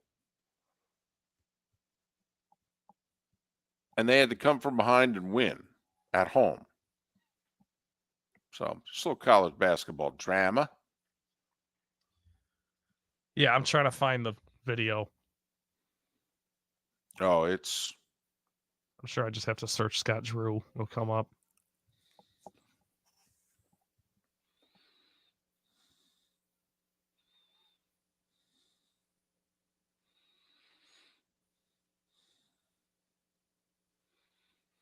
Yeah, I just hate when officials very clearly think that they're above the game. I hate when that happens in any sport. It's like, why do you have to do that? Are you that insecure that you have to insert yourself for Either attention? that, or has Scott Drew said so many things to you that night that you are so hell-bent on that if I see anything remotely close, I am sending you to the showers.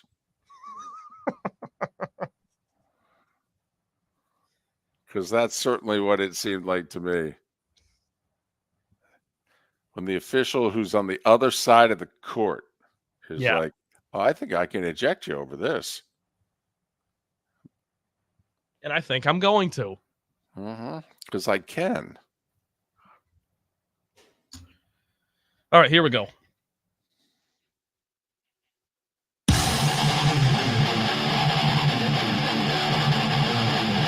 You're listening to Miller and Moulton, exclusively on the Florida Sports Network. 21 minutes past the hour. The best hockey play-by-play guy going, John Forslund. He will join us in about 40 minutes' time. The NHL resuming post-All-Star break. Got a trade deadline coming up in a month. There'll be about 47 deals in the NHL between now and then. No, that's not a joke. That's like our official over-under. They treat this thing seriously. And it's a hard cap sport, too, and they still trade as often as they do. I do like what they've done recently, Mark, in which teams can take on salary. So it didn't used to be that way, and it's now like, well, no, we'll do the deal, but I'll take half a Miller salary for you. You need that to fit in under your cap? Yeah, okay. You'll have to give me a little something for the effort, but sure, I'll hold on to half a Miller salary. Baseball's trading draft picks now. They're finally all starting to get to where it needs to be. I mean, you've got to do things to incentivize more trades. People love a trade deadline. This is not just a Miller and Moulton phenomenon. We love drafts and trade deadlines. We were ahead of the curve on this stuff. It's fun. It's not fun because we're not the ones getting traded. That's why it's fun. I will say I don't want to contradict myself, but I'm going to a little bit. The NBA has traded so many draft picks that it's hard to keep track of who holds what draft picks. Yeah, it's like 2028, right? Second rounder, but it's first round protected or whatever. Here's the one that I love. Right, so it's protected. You get 2026 first rounder, but it's protected. If by chance you get suck, you get to keep the pick. So then it becomes a first rounder next year in 2027. But that's also protected because if you continue to suck, then you still get to hold on to your pick. So by 2028, we've got to get something back. So that first rounder, it becomes 2 second rounders. Well, what the heck? No. Shouldn't it be the other way around? No, Mark, we make a trade. And you call up and go, well, I can't give you that. I can't afford it. Well, okay. Well, then you're going to have to give me more and I'll take it next year. Oh, okay. The NBA does it exactly the other way around. You get to I'll give less every year. And then finally it's like, well, yeah, fine. Take my 2 second rounders. I don't care. I don't want your 2 second rounders. I want the top 10 pick when you sucked. That's why I made the deal. I just love the jokes when they're saying, oh, they got a 2030 pick out of it. It's like, okay, so you're trading 12-year-olds right now. Yes. You have no idea who's going to be available, not even a clue. 100%. That's why, I do like a good trade. I do like draft picks being traded, but the NBA has now taken it to the nth level where the only way they can make trades is to put so many draft picks in, and you can't do consecutive years, so you have to have... You can't even keep track. No. Yeah, the consecutive years thing is weird. You always see that it's a 2027 and 2029 together because you can't give 2 in a row. It's a mess. Now, that doesn't mean that you have to have a first-round pick every year. It's just that you can't do the deal where you're giving away 3 in a row. You have to stagger them. So when you make the second deal, you give away all the ones you still have in between. Right. And it's a lot of rules to the NBA trades. And by the way, their deadline, I think, is Thursday. How to be LeBron James's GM 101. What draft picks can we trade and which stars on the market? Wait a minute. I'll tell you what. LeBron there ruined everybody's weekend. Because we were lucky enough to have time to talk, at least for a segment, about the potential of LeBron being traded. But by 10 a.m., 10:30 a.m., short-lived. They came out and squashed all of it. Yeah, no chance that's happening. 0. Get it out of your head. Well, yeah, because he's like, no, I'm going to determine where I go. Rob Pelinka is not going to determine where I'm playing. No, I have control. Every year of my contract, I can opt out. I can go where I want, when I want. And besides, Trent, you made a faux pas a moment ago. Okay, you said LeBron James is GM. LeBron James is the GM of the Lakers. Okay. Clutch Sports is running the Lakers. They allow Rob Pelinka to come to work every day. Now, maybe there will be a time when they're not running them. And Pelinka's like, can I get my office back? I'm tired of being down the end of the hall. I know. I just have to laugh whenever you hear, oh, Pelinka's done a pretty good job this offseason filling out that roster. Like, he's done a good job of sitting at the press conference and being the face of whatever's happening. He's not doing eck. By the way, our buddy Chris Moore is dating Jeannie Buss.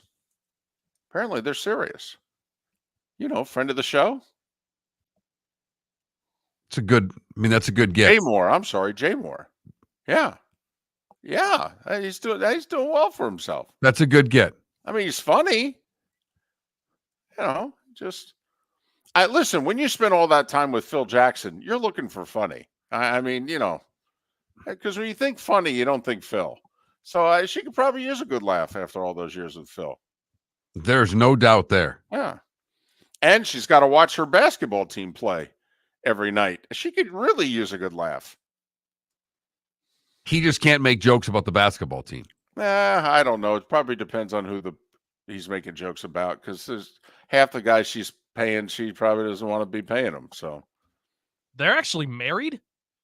did they get married? I thought they were Yeah. engaged. They got married in 2023, according to Wikipedia, which Huh. is not a great source, but Well, there you go. I just thought they were engaged. My bad. they tied the knot, apparently.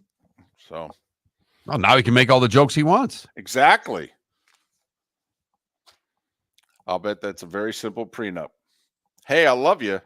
You get nothing. I love you too. That's fine. And they just I'll signed take it at the nothing. bottom. I'm guessing that's got to be a 2-line prenup. I love you. You get nothing. I love you. Sounds good to me. Boom, boom. Time now for our Molly Maid play of the day. Trent, what do you have for us? The bill for the college hoops weekend was packed, but unfortunately only a handful of the games actually delivered. One of those was when number 18 Baylor played host to number 12 Iowa State in a Big 12 showdown. Baylor was a 4.5-point favorite at home. It was all knotted up at 68 with 10 seconds to play, and that's when Jaden Nunn put the cape on for the Bears. Nunn. They try to call a timeout. And Nunn finishes and gets fouled. Unbelievable. Nunn, the junior guard from Flint, Michigan, 16 points in the winner. No Scott Drew, no problem, at least for this game. The Bears hold on to win it 70-68. Cyclones cover the 4.5. Nice little taste of some high-stake hoops between two tournament teams. And there's your play of the day presented by Molly Maid.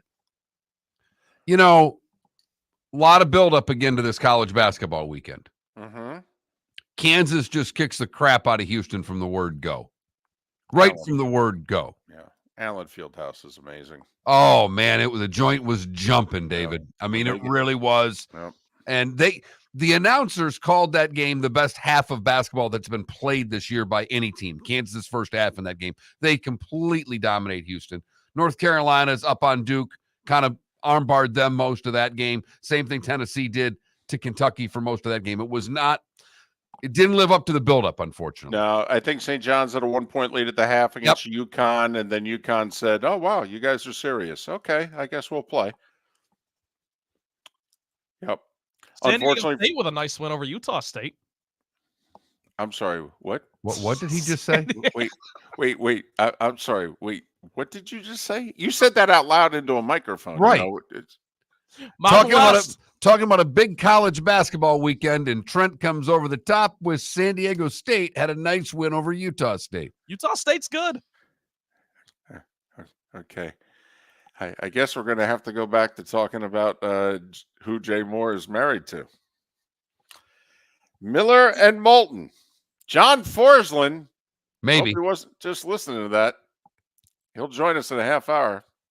The law firm of Michael F. Hornung specializes in criminal defense, DUI, personal injury, nursing home claims, and auto accidents. I'm a former prosecutor with over 34 years of experience. The information I know is information you need to know. If you've been arrested for a DUI, time is of the essence to maintain your driving privileges. Call the law firm of Michael F. Hornung for a free consultation. At the law firm of Michael F. Hornung, we are committed to excellence in your representation. Being a local attorney with local knowledge is clutch to the success of your case. For over 30 years, we have successfully represented the citizens of Southwest Florida. For a free consultation, call 239-437-0095. That's 239-437-0095. Our offices are conveniently located in Fort Myers. Visit online at mfh-law.com. The waterways of Naples are a beauty to behold, and the Bayfront Inn has multiple ways for guests to enjoy the water and have some fun.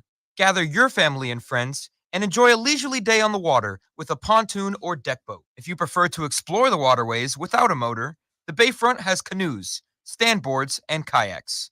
At the end of your journey, enjoy lunch or dinner at the Bamboo Tropical Bar and Grill. The Bayfront Inn. Something for everyone. On 5th Avenue in Naples. Hello, friends and family of Southwest Florida. Are you looking to tap into the electric vehicle market? Well, look no further because we here at Southwest Florida Golf Carts have just what you need. E-bikes, golf carts, LSVs, scooters, and more. Come down and talk with one of our experienced sales reps, have a soda and a smile, and you could be cruising the streets in your new EV today. Stop by the store or visit our website at flgolfcarts.com and enter for a chance to win $100 off your next purchase by answering John's monthly sports question.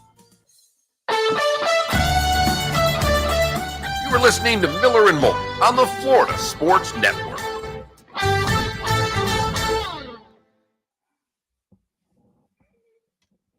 Yeah, I'm telling you, I don't know. I mean, it's Big Ten basketball, so anything could happen. But I don't know. Illinois could get them, of course. Tuesday, tomorrow night at Minnesota is not a gimme. There's no gimmies for them. They're not Right. that good. That's true. Fair. But I don't know. They might not lose again until they play Purdue. We'll Right. see. And Purdue's in a class of their own in the Big Ten. Totally. So, they got a chance to go on a run here.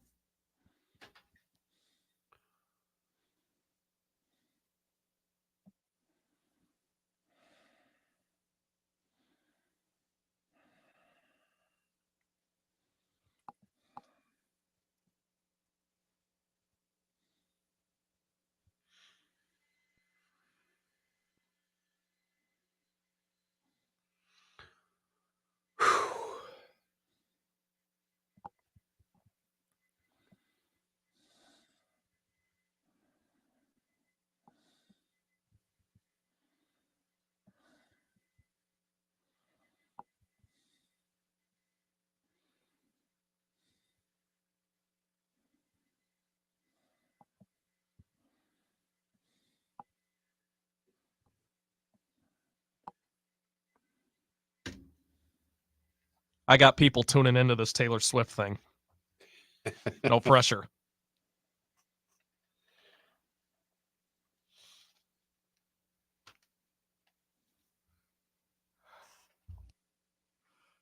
God, I can't wait to take a nap today. Yeah, me too. That was my first thought this morning when I woke up. First thing I thought of.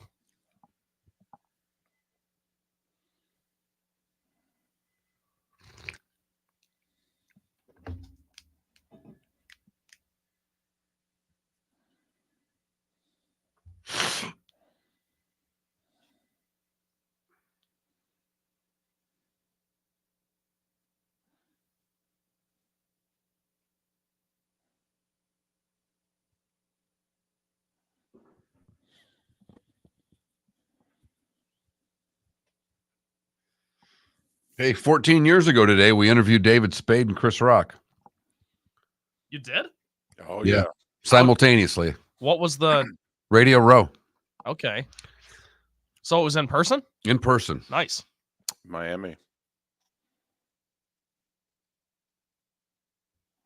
That's funny because they're probably my two favorite comedians from that. David Spade, they were both great. David Spade was very nice. Good. Chris Rock kind of came. I mean, he wasn't mean or anything like that, but Yeah. I was trying to get everybody to sit down, and David Spade just kind of looked at me without being a dick. Went, "We got this," and it was, but he wasn't being dickish about it. Yeah, he's just... And I'm like, you guys probably do, Right. He gave Mark the look like, listen, we'll take it from here, and you'll like it. It'll be pretty good. And I said something remotely funny, and Chris Rock looked up at me like, enough of you telling the jokes. I'll tell the jokes, and Chris Rock tore the room up for 5 minutes. Yes. We've been fortunate. When every now and then somebody will stop at your table and other TV cameras start showing up. And you're like, curious if, where we're going to make the survey. Yeah, that one when we had Stafford and Mike Malone on, right? Mark Malone. Mark Malone, rather, not Mike. Mark Malone on at the same time. And Mark Malone started interviewing Stafford. That was pretty cool, too. That's cool. Yeah, I mean, Mark Malone was a first-round pick of the Steelers, expected to replace Bradshaw. Actually took him to an AFC championship game. I'm pretty sure Mark Malone was the starting quarterback when the Steelers lost to Marino and the Dolphins in 84. So when was that you guys interviewed them? Tampa.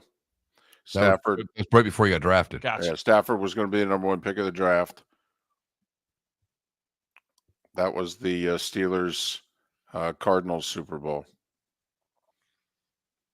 Madden's last game, by the way. That's right.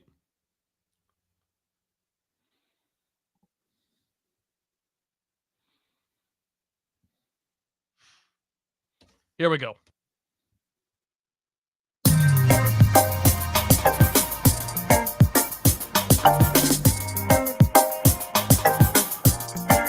Welcome back to Miller and Moulton, only on the Florida Sports Network.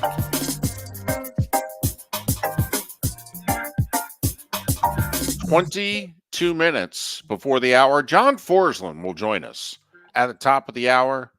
Tremendous hockey play-by-play guy.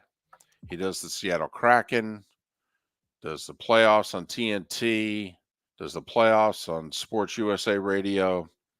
He's a good guy, too. John Forsland. It's been a while. All right, we'll talk a little hockey coming out of the All-Star break with him at the top of the hour. Herm Edwards an hour from now. You know, slowly getting into this whole Super Bowl 58 thing. You know, just dipping the toes in the water, including a poll question today. You know, we're just gently. Poll questions as simple as where are you watching the game? Home, friend's house, bar, restaurant. When's the last time you went to a sports bar? I couldn't even tell you the last time. The last time I remember watching a Super Bowl in a sports bar was Bucks Raiders. I was at a sports bar for Colts Bears. I think that's the last time I did a sports bar. The Devin Hester opening. Yeah, never forget it. Is the place going nuts? Well, yes. Okay. With, you know, half the people rooting for the Bears and the other half going, "What are you doing kicking it to Hester? Rex Grossman's the quarterback. Make him beat you." But, yeah. So I think what are we talking? It was the 09 season. No, it was the 06 season. Yeah, 09 was Colts Saints. So, wow. It's off the top of my head, it's the last one I can remember. That doesn't bode well for sports bars. Well, and it doesn't bode well. I mean, they're getting less than 5% of the vote. People don't go out. They go to, you know, they either watch at home or go to a friend's house. Too expensive. And too late. If the sports bar would do a lot better if the game were on Saturday, which it'll never be. Right. Or if the game was maybe 2 hours earlier, but because, you know, it ends around 10 o'clock, that sort of deal. Yeah. So there you go. Home. I don't, you know, friends, because you go to the party and, you know, you don't host the party. So, or do you go out? You know, we're just dipping our toe into Super Bowl week. That's just a very That's all we did. A little Brady Super Bowl trivia last hour. You know, I mean, after all, he was in 10 of them. It's a whole new era. You know, no Mannings, no Brady. What are we gonna do? Oh, we got a Mahomes. We do have a Mahomes. And where do you think the Chiefs' fatigue is right now? Oh, here's an interesting poll question. Alabama fatigue? Okay, Chiefs fatigue. See, a lot of the fatigue left when Nick retired. So we all have to go back to where we were a month ago. Come on, where was your Bama fatigue? I put it this: SEC fatigue, Chiefs fatigue. Could do that.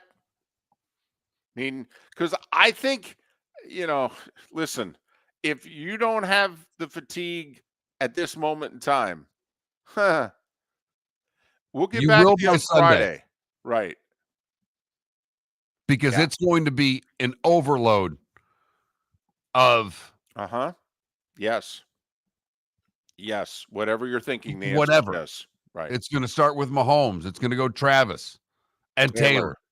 And then is Taylor Andy and Travis. And then is Andy Reid retiring?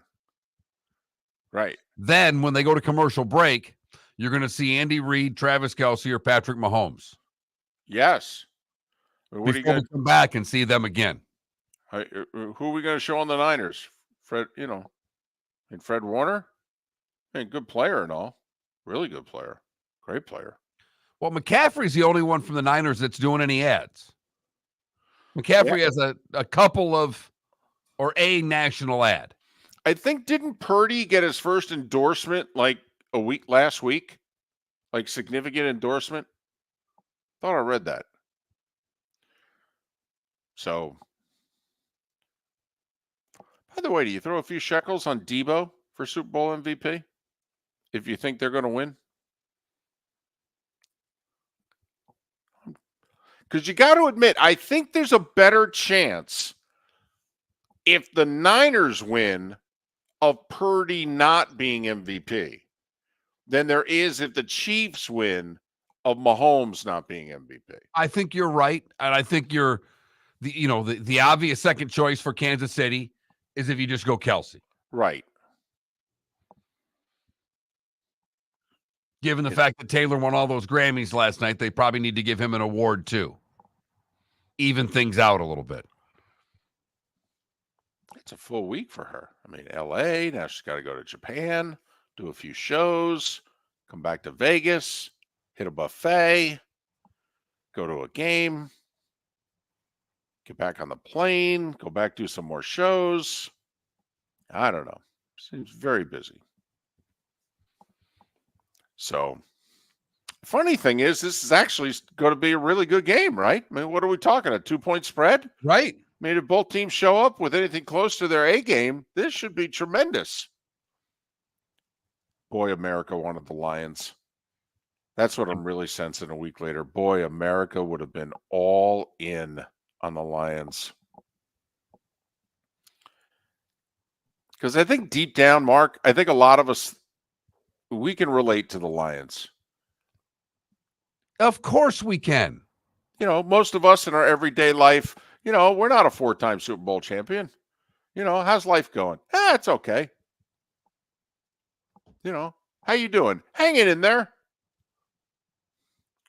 How's the marriage? I mean, no, I just come on. So I think America would have been like, if it could happen to them. It's kind of like when you see the, I don't know, family of 6. 2 of the kids in college, they're struggling to, live middle-class life, and they win the Powerball. You go, now there you go. Okay. That's good. So the Lions going to the Super Bowl are the equivalent of the good guy winning the Powerball.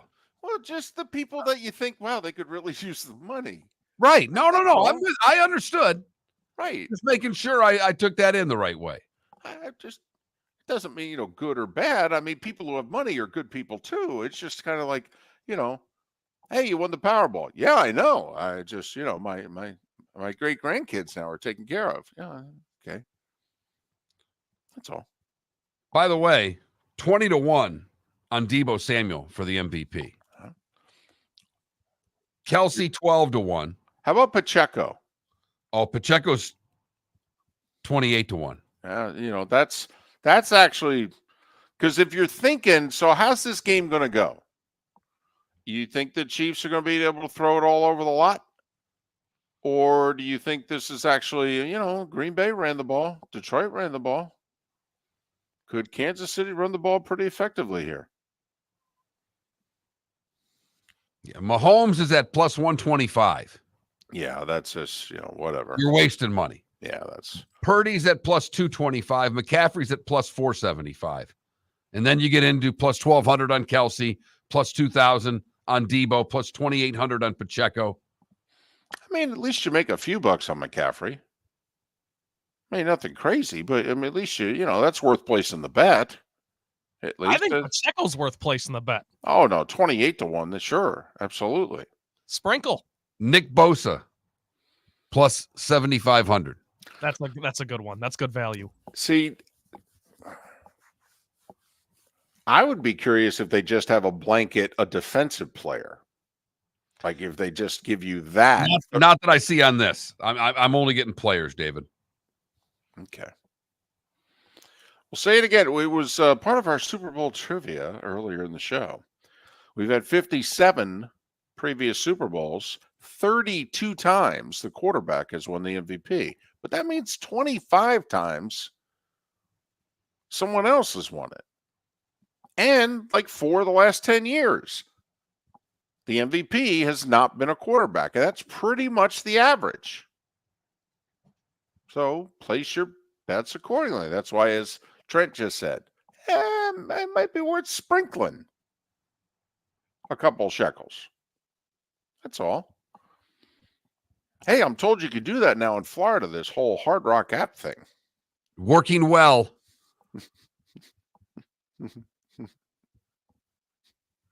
As people continue to reload in whatever fashion that they want. Hey, I know nobody's talking about this. If I told you this is the last dance, if you will, this is the last run, or let's just say last Super Bowl appearance for the core of one of these teams, which one are you more likely to think it will be? San Francisco. Because the one team has Patrick Mahomes. And we've watched different cores already in a short career of Kansas City do extremely rare things. San Francisco, the way that team's built, they're going to be up against it more quickly. Because a lot of people are doing the Patriots-Chiefs dynasty comparison. And obviously there are some similarities, particularly if Kansas City wins. Kansas City will have gone back-to-back. There's only one team in the last 50 years that's gone back-to-back. That was Brady and the Patriots, the 03-04 seasons, where they won 3 out of 4. And what will the Chiefs have done here? They will have won 3 out of what, 5? 4 Super Bowl appearances in 5 years, and they will have won 3 of them. But if you remember, so Brady and the Patriots win the 3 in 4 years.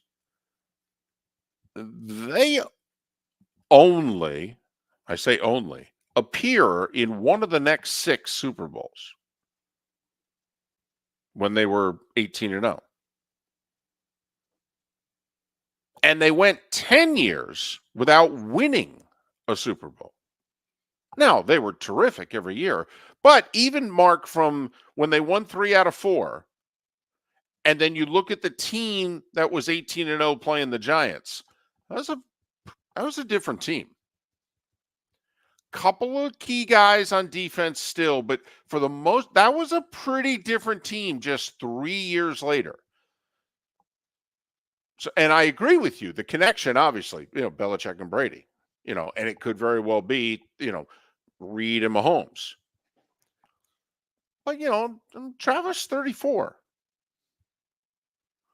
No, they are going to have to retool this, David, the way they have done already. We've gone from, and it was always been Kelsey, but there was Hill.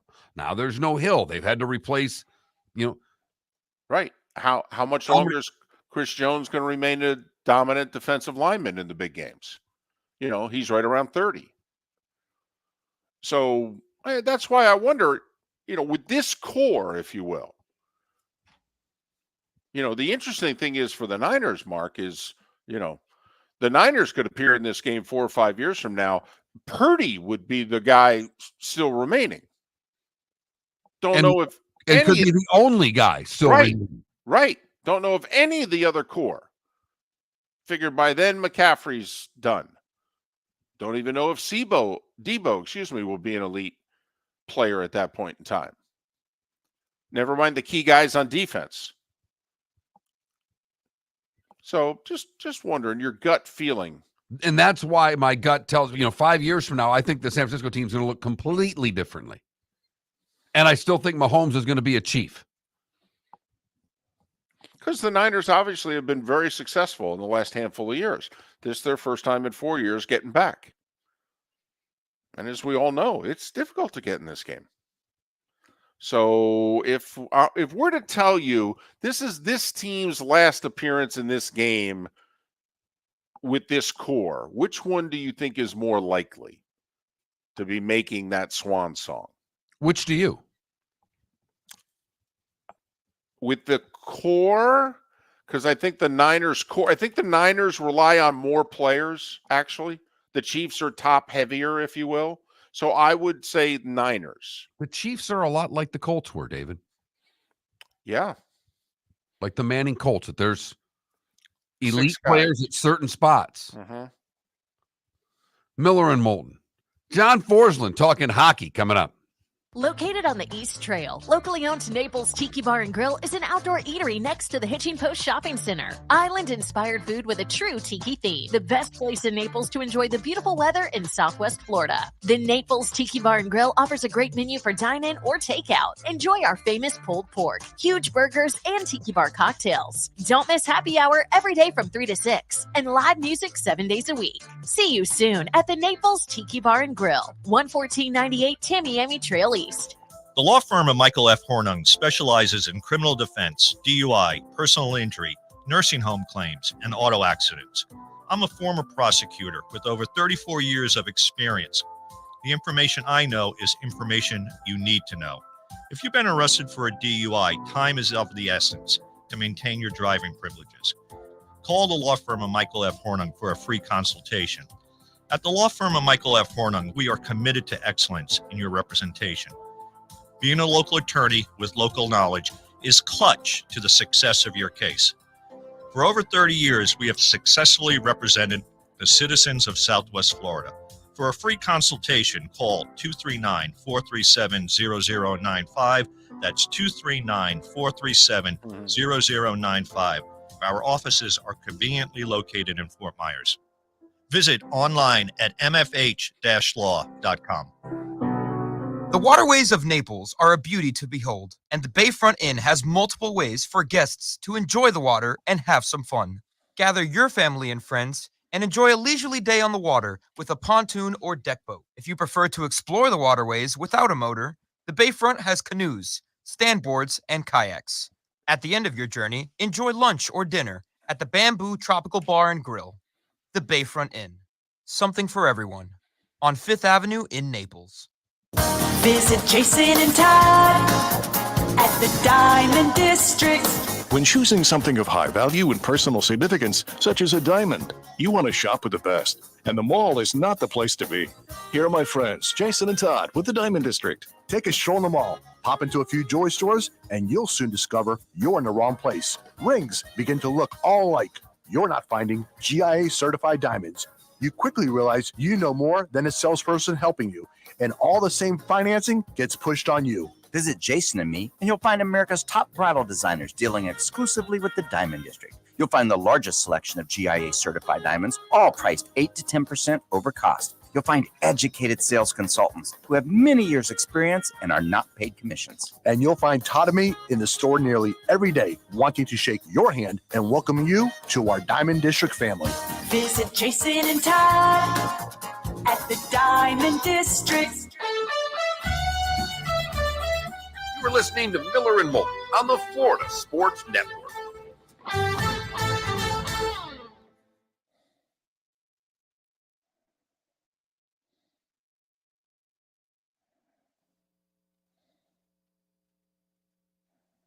So something that's pretty interesting here, since Bill didn't get hired. He's only 44 wins ahead of Andy Reid. Mm-hmm. That's only 4 more seasons for Andy Reid. Now, who knows if he'll coach that long or if, nothing's a sure thing. But you figure 11 wins a year for the Chiefs. seems doable. I mean, in a down year this year, they got that many.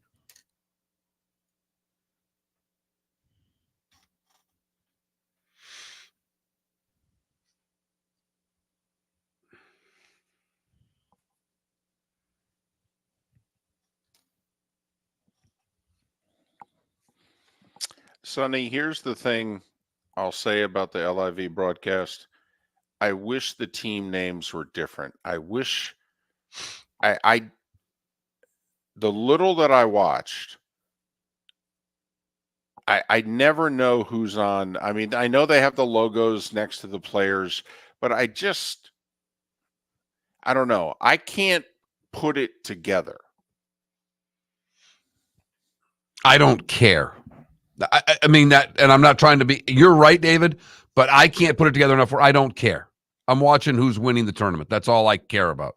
The team thing's irrelevant to me. You know, I think the team thing can add to the broadcast because then it could make this putt. It's kind of like the Pebble Beach Pro-Am every week. You know, there are times in which when they're showing the amateur play on Sunday and you're like, oh, wow, big 15-footer here. This guy could make this. By the way, where the hell is Forslund? Is he in Seattle doing this? I don't think so. I think he spent All-Star break somewhere else. That's why he agreed to it.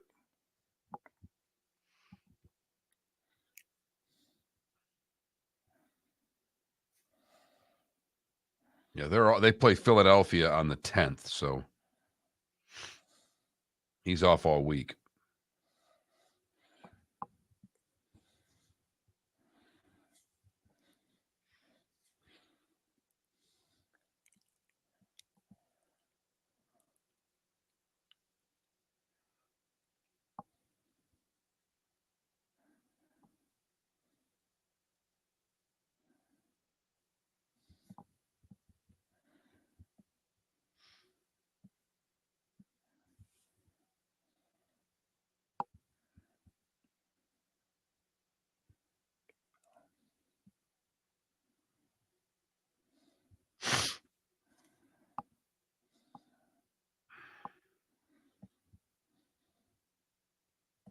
Also, hockey back in the Olympics. Mm-hmm.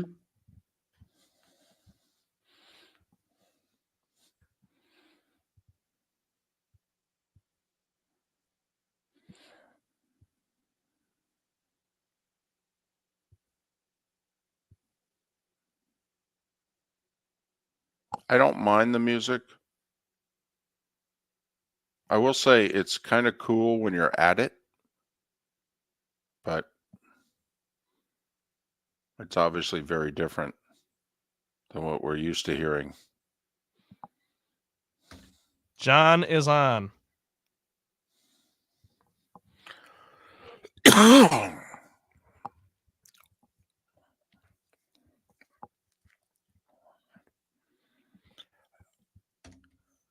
Here we go.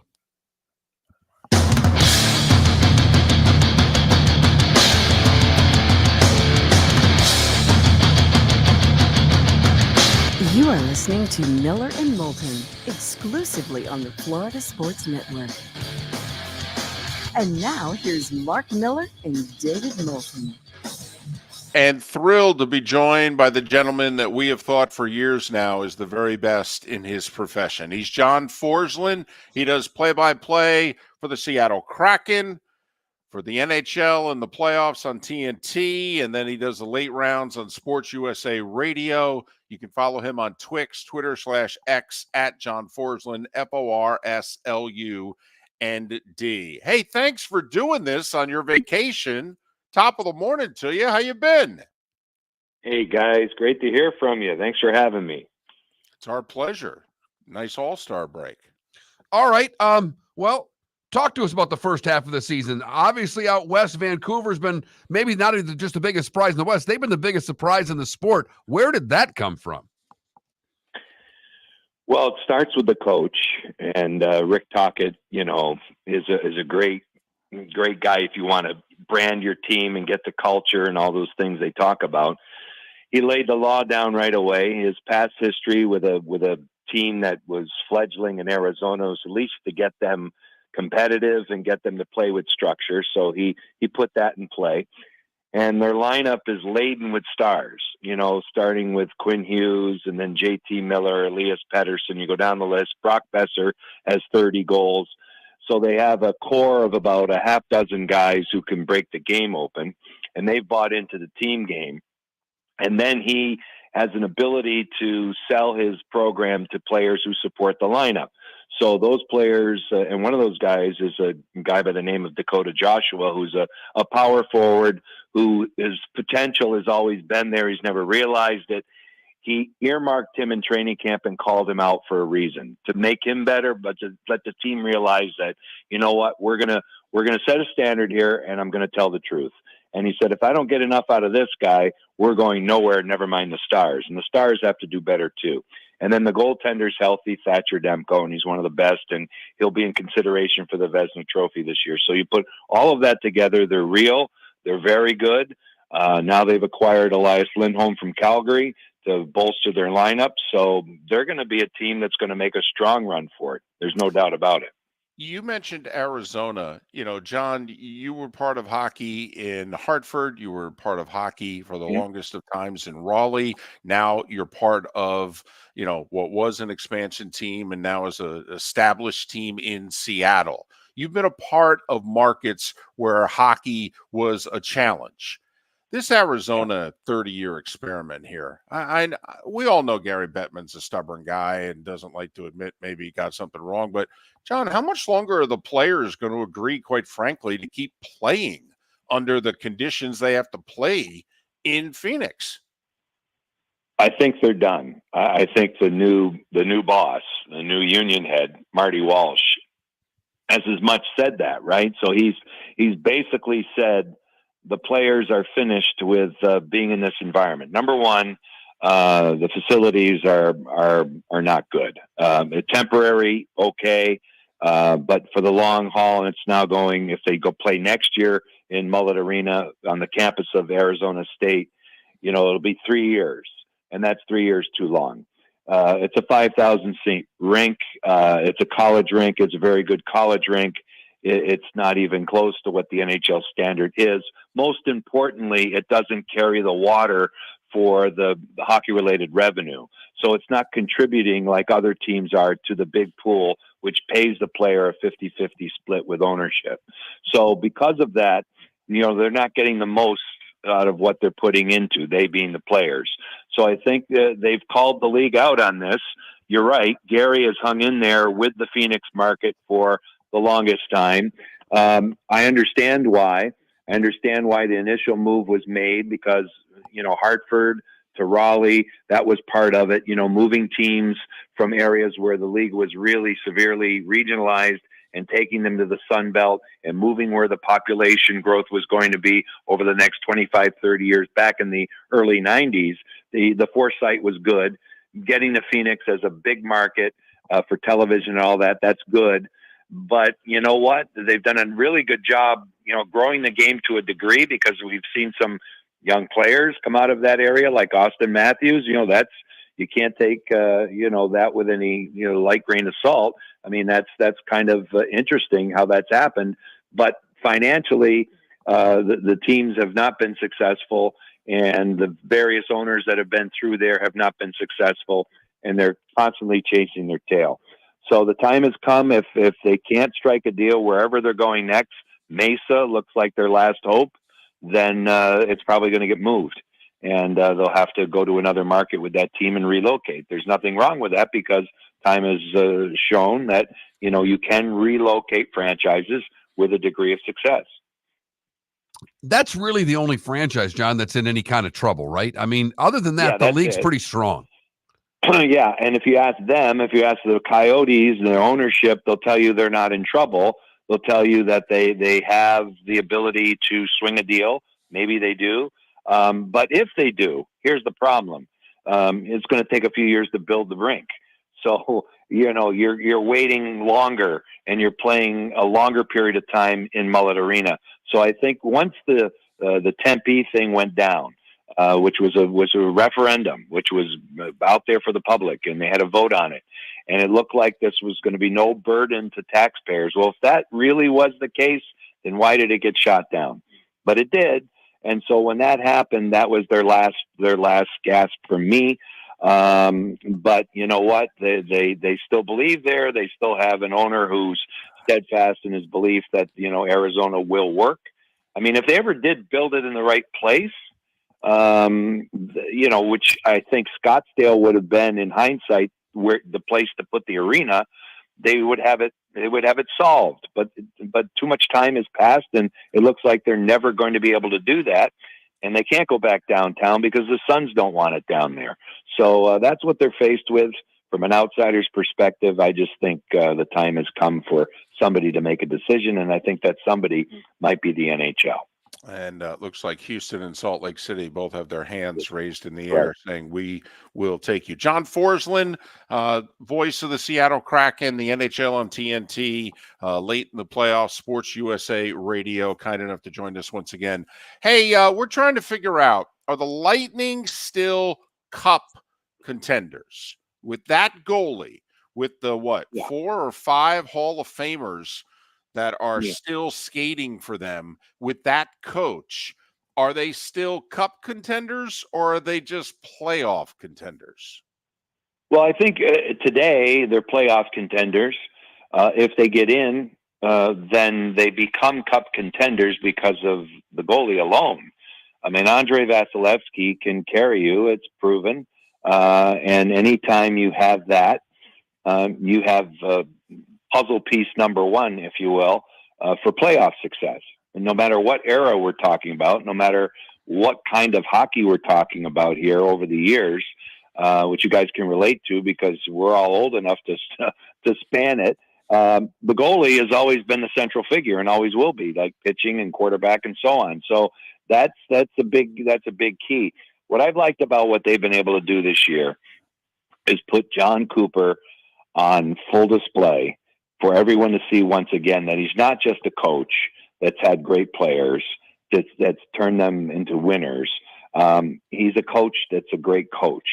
He's been able to get this team positioned at this time of the year favorably when they had their struggles, and they're infusing players from the American Hockey League. And he's been pointing to some of those guys who have very little experience as a reason for newfound energy. And then you have Nikita Kucherov, who's put not only his team but the league on his shoulders the way he's performed. And he will be definitely a finalist for the Hart Trophy as the MVP. So, you have all these things going on. Excellent manager, in my opinion, Julien Brisebois. And I think he'll look at the trading deadline and make the appropriate decisions, whether it is just to remain with what it is and make a run for it and not sacrifice anything more, or if he sees a piece that can improve them, he's going to go and do that. But with Hedman, Vasilevsky, Kucherov, Point, Stamkos, just to single out those guys, then there's John Cooper. That's a winning formula, and that's proven. And I think that's what's been great to watch this year. It's been a rocky road for the Lightning, and it hasn't been easy. But and they've had a lot of seasons that appear to be easy. But in those seasons, sometimes the coach gets overlooked. That's why, it's like the coach of the year we give out every year goes to the underdog coach all the time. And we always, and I'm part of the voting for this, we always overlook the coaches who have great teams. They're coaching too. And that's not that easy. And now John Cooper's showing everybody the kind of coach he is. John, when you look at the Hart Trophy, and, it seems like it's McDavid's to lose, kind of like, it was LeBron's to lose for a lot of years. How close is McKinnon right now? Because he's having a hell of a year. He's the MVP for me. And Connor, again, the difference is this, that we forget, and Connor McDavid is the best player in the world. There's no question about it. And when he's finished, he's going to be right up there with the conversations that kind of, are impossible to answer, which are going era to era, who's better than who when they never played against each other. So you're never going to get the straight answer on Gordie Howe to Wayne Gretzky, Maurice Richard to Gordie Howe, Bobby Orr, and how he compares to Connor McDavid someday, Sidney Crosby. We're never going to get those answers. Mario Lemieux, that's impossible. So we won't even go there. But now that they play against each other in the same generation, McDavid versus McKinnon, yes, over the years, McDavid wins out. This season, for me, it's Nathan McKinnon because, again, this Colorado team has excellent players and Mikko Rantanen, who supports him, and certainly Cale Makar in the back end, who's getting early comparisons to Bobby Orr. But Leon Draisaitl still plays for the Edmonton Oilers. So you still have an all-world player on the second line with the Edmonton Oilers. Their trick has been trying to round it out and get everybody else goal on out to support those two world-class talents. McKinnon has excellent world-class talent on that team, but by and large, this season he's carried them. And so when you rattle off, a point in every home game, which he's done, these multiple 4-point, 5-point games he's thrown out there, he is literally carrying the team. So for me today, it's Nathan McKinnon. That would be the Hart Trophy winner. And he is in action tonight in New York against the Rangers. John, great catching up. Hopefully you have a few more days off. I know the Kraken don't play till the end of the week. Safe travels, all the best. We remain big fans from afar. Well, I really appreciate those kind words, guys, and thank you for joining me. I just hope I remember how to do this because I'm not sure if I enjoy this long break in the middle of the season. It's too easy to get comfortable. It's not good. He's John Forslund. We're Miller and Moulton.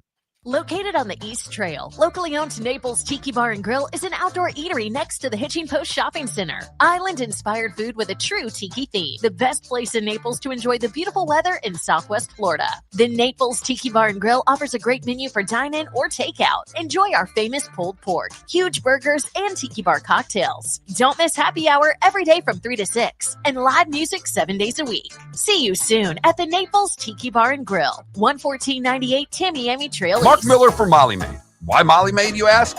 Trust. Moulton was a customer for 15 years. Affordability.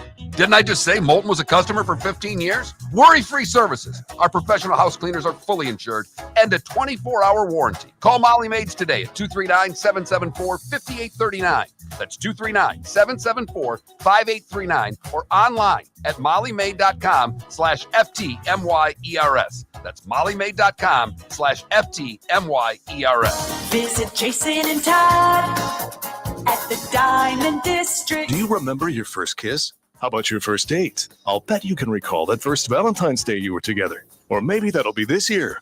Valentine's Day is a celebration of love and affection, and this is where the Diamond District shines. Diamonds make a perfect Valentine's gift. Whether you're getting engaged or choosing a beautiful gift to fine jewelry, you'll want to visit Jason and Todd at the Diamond District. For Valentine's Day this year, Jason and Todd are offering you 5 years interest-free financing. Choose a beautiful diamond bracelet for $1,500, and you pay $25 per month. Stunning diamond earrings for $5,000, and you pay only $83 per month. Valentine's Day starts with Jason and Todd at the Diamond District and ends in romance as she unwraps her beautiful new diamond bracelet, stunning diamond earrings, or magical gemstone jewelry, including emeralds, sapphires, rubies, tanzanite, and more. Jason and Todd look forward to shaking your hand and welcoming you to their Diamond District family. At the Diamond District. You were listening to Miller and Moulton on the Florida Sports Network.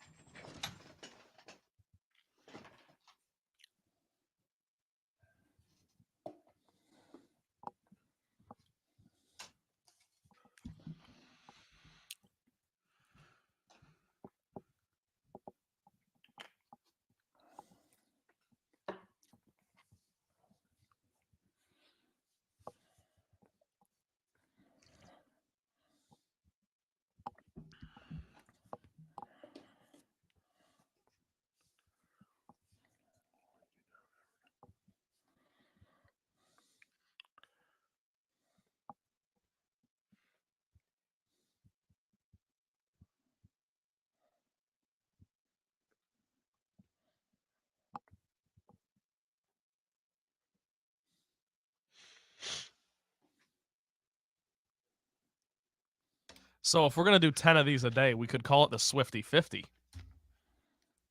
for the week. I don't know if that'll turn people off.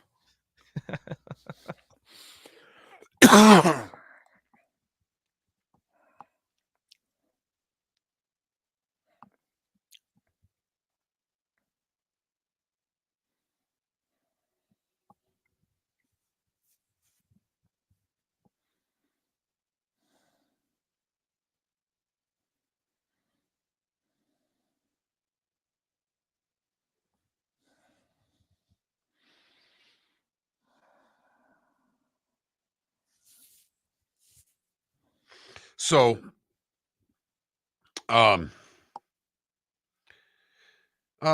here it is. So at some point on Friday, a little league softball parent penned a 1, 2, 3, 4, 5, 6, 7 paragraph Jane, you ignorant slut email to the San Carlos Little League board and 117 other people that they chose, me being one of this 117. What?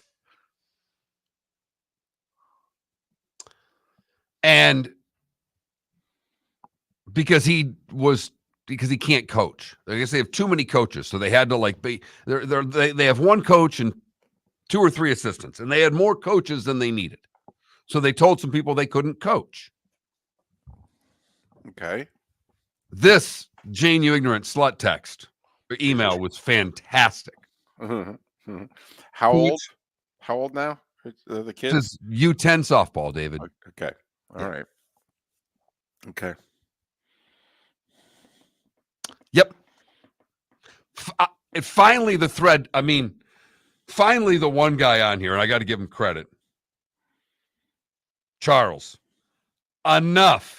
This behavior is reprehensible. It's enough. After the because then the back and forth go, and they're all replying to all. I came so close to going, Charles, you're wrong. I do a talk radio show for a living. I'm getting at least one segment out of this. So please keep the back and forth going as long as you can. That's what you should have done. You should have said, Charles, don't let him, I've got 4 hours a day, 5 days a week. I could do a segment a day on this.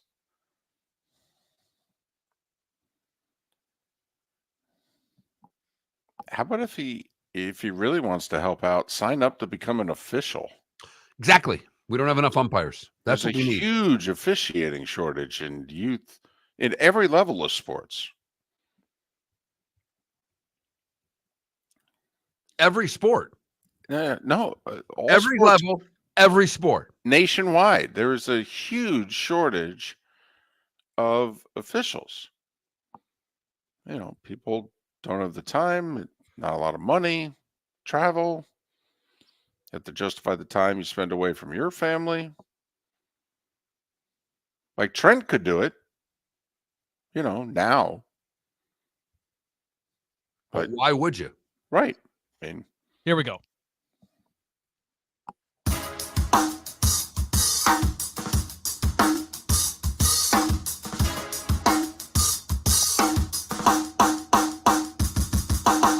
Welcome back to Miller and Moulton, only on the Florida Sports Network.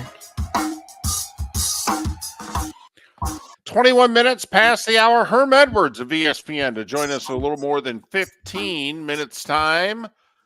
We're starting slowly with our Super Bowl 58 coverage.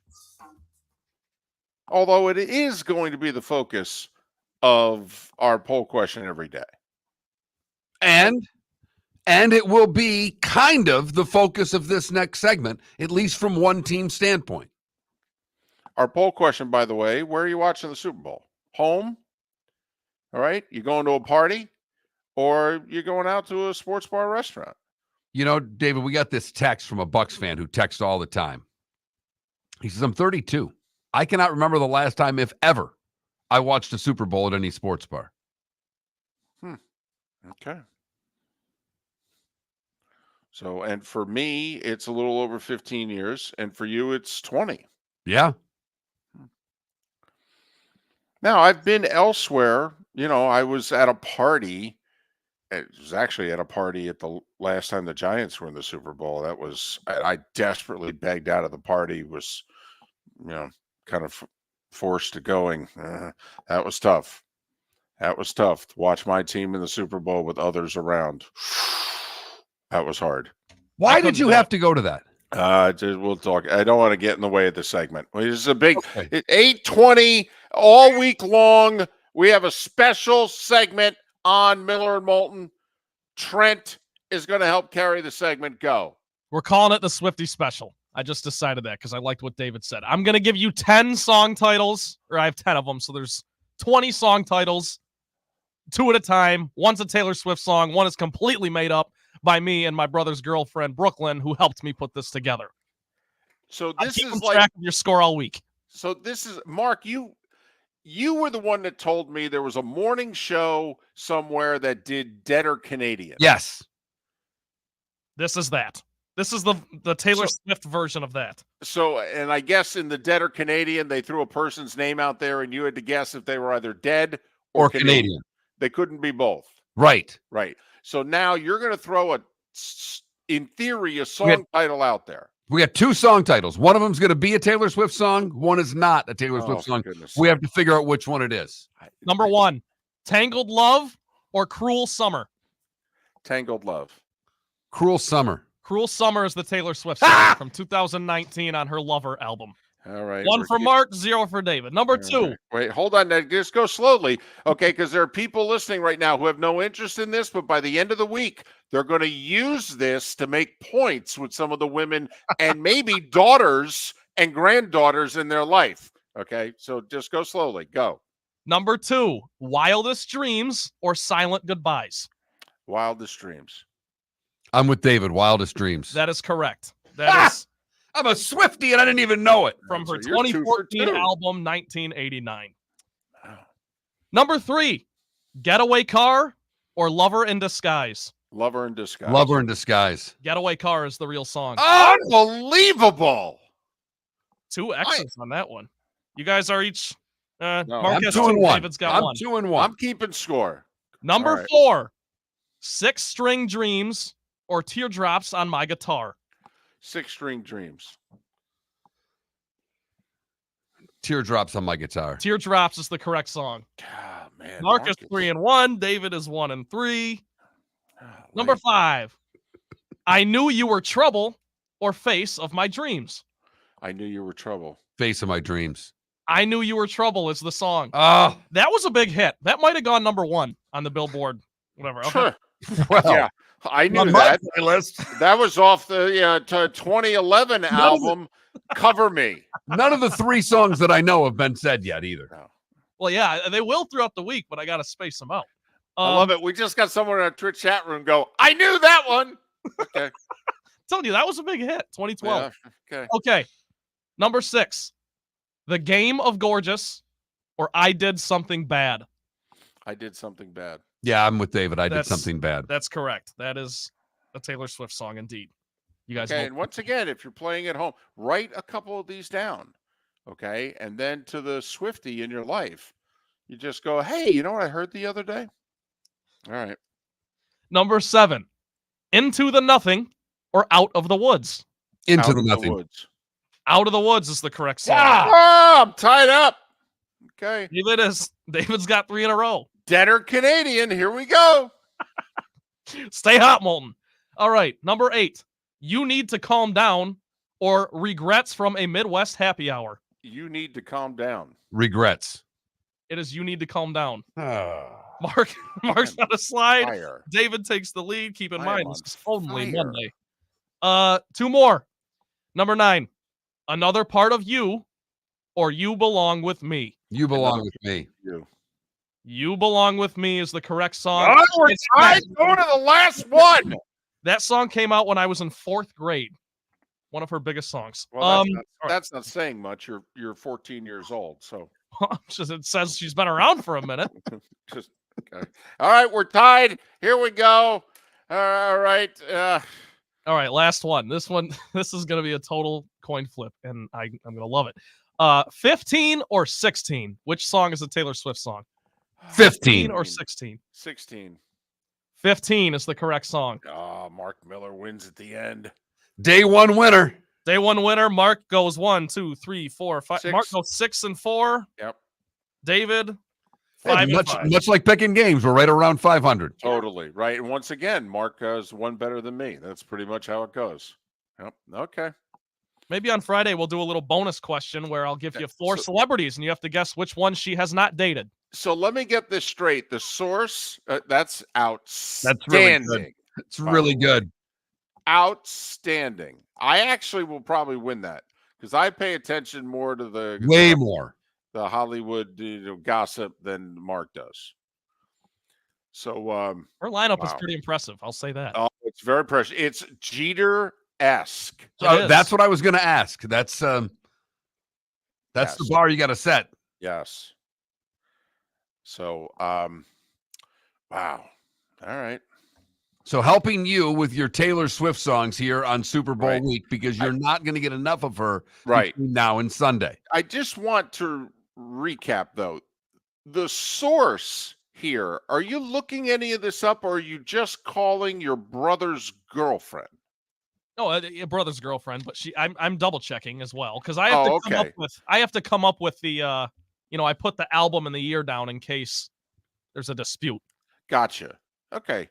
So I just wanted to make sure this wasn't Moulton trivia. That's all. You were that. Instead of me doing it off the top of my head and being wrong, that we're not doing it off. Your brother's girlfriend, in which she's just doing this off the top of her head, and we find out she's wrong. That's all.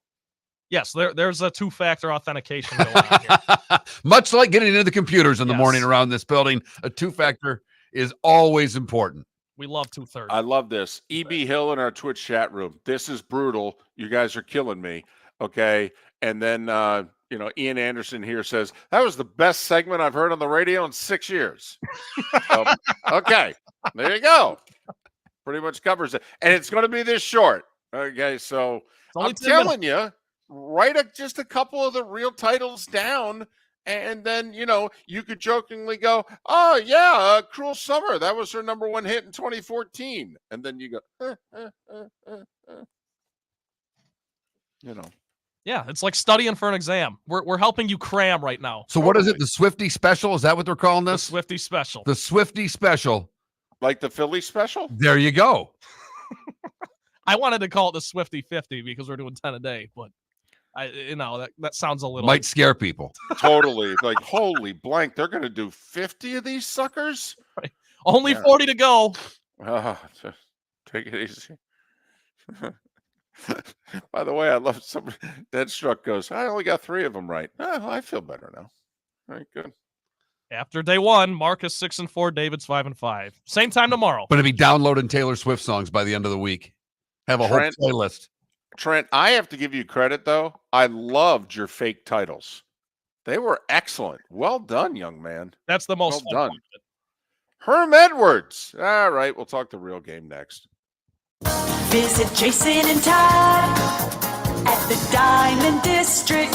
When choosing something of high value and personal significance, such as a diamond, you want to shop with the best. And the mall is not the place to be. Here are my friends, Jason and Todd, with the Diamond District. Take a stroll in the mall, hop into a few joy stores, and you'll soon discover you're in the wrong place. Rings begin to look all alike. You're not finding GIA certified diamonds. You quickly realize you know more than a salesperson helping you, and all the same financing gets pushed on you. Visit Jason and me, and you'll find America's top bridal designers dealing exclusively with the Diamond District. You'll find the largest selection of GIA certified diamonds, all priced 8 to 10% over cost. You'll find educated sales consultants who have many years' experience and are not paid commissions. And you'll find Todd and me in the store nearly every day, wanting to shake your hand and welcome you to our Diamond District family. Visit Jason and Todd, Diamond District. The law firm of Michael F. Hornung specializes in criminal defense, DUI, personal injury, nursing home claims, and auto accidents. I'm a former prosecutor with over 34 years of experience. The information I know is information you need to know. If you've been arrested for a DUI, time is of the essence to maintain your driving privileges. call the law firm of Michael F. Hornung for a free consultation. At the law firm of Michael F. Hornung, we are committed to excellence in your representation. Being a local attorney with local knowledge is clutch to the success of your case. For over 30 years, we have successfully represented the citizens of Southwest Florida. For a free consultation, call 239-437-0095. That's 239-437-0095. Our offices are conveniently located in Fort Myers. Visit online at mfh-law.com. You were listening to Miller and Moulton on the Florida Sports Network.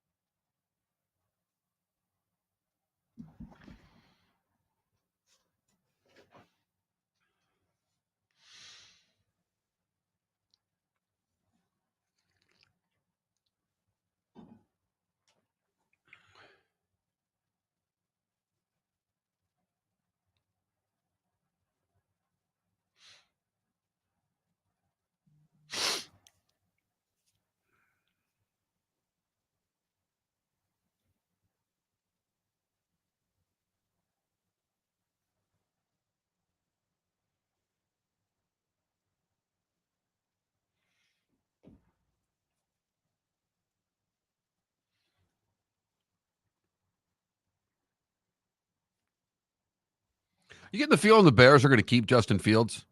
Yeah. I don't know why. I don't think they should have even kept Eberflus. I know they came on strong at the end.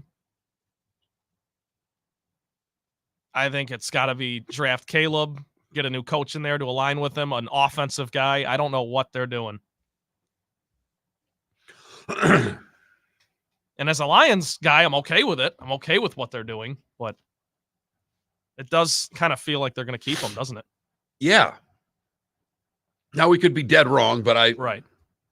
It just hasn't been talked about as much as you'd think that Caleb Williams to the Bears.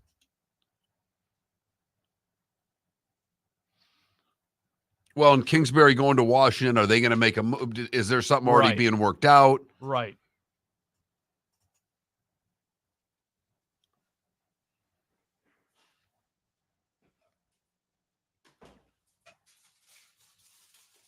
And it is a really weird situation because I feel like Fields has shown enough to warrant another chance. But they've got the number one pick.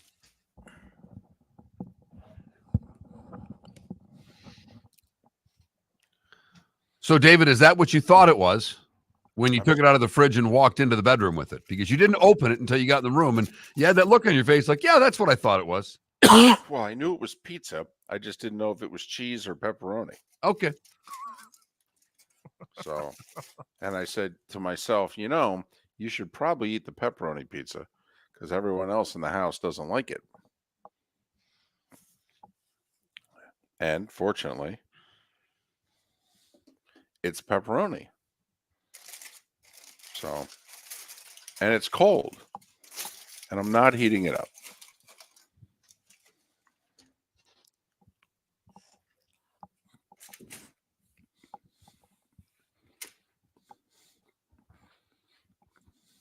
Not really.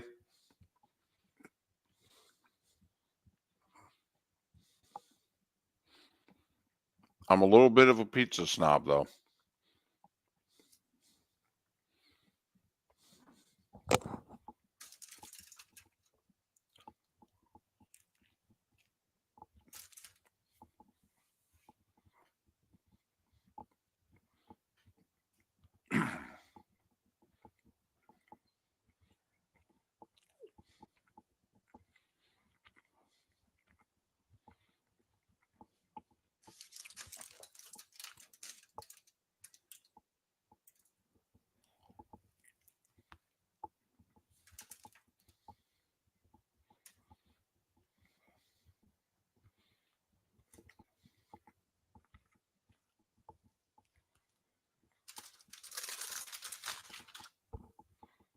Herm is on. How'd you pull this one off?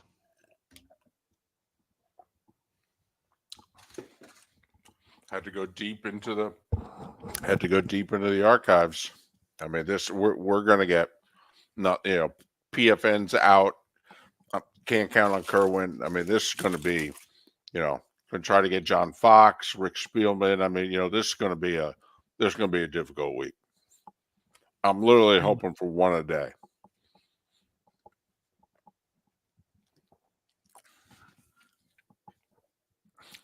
Just remember when we had them, that 1 year we had them, regularly. So, all right, you're glitchy right now for whatever reason. Here we go.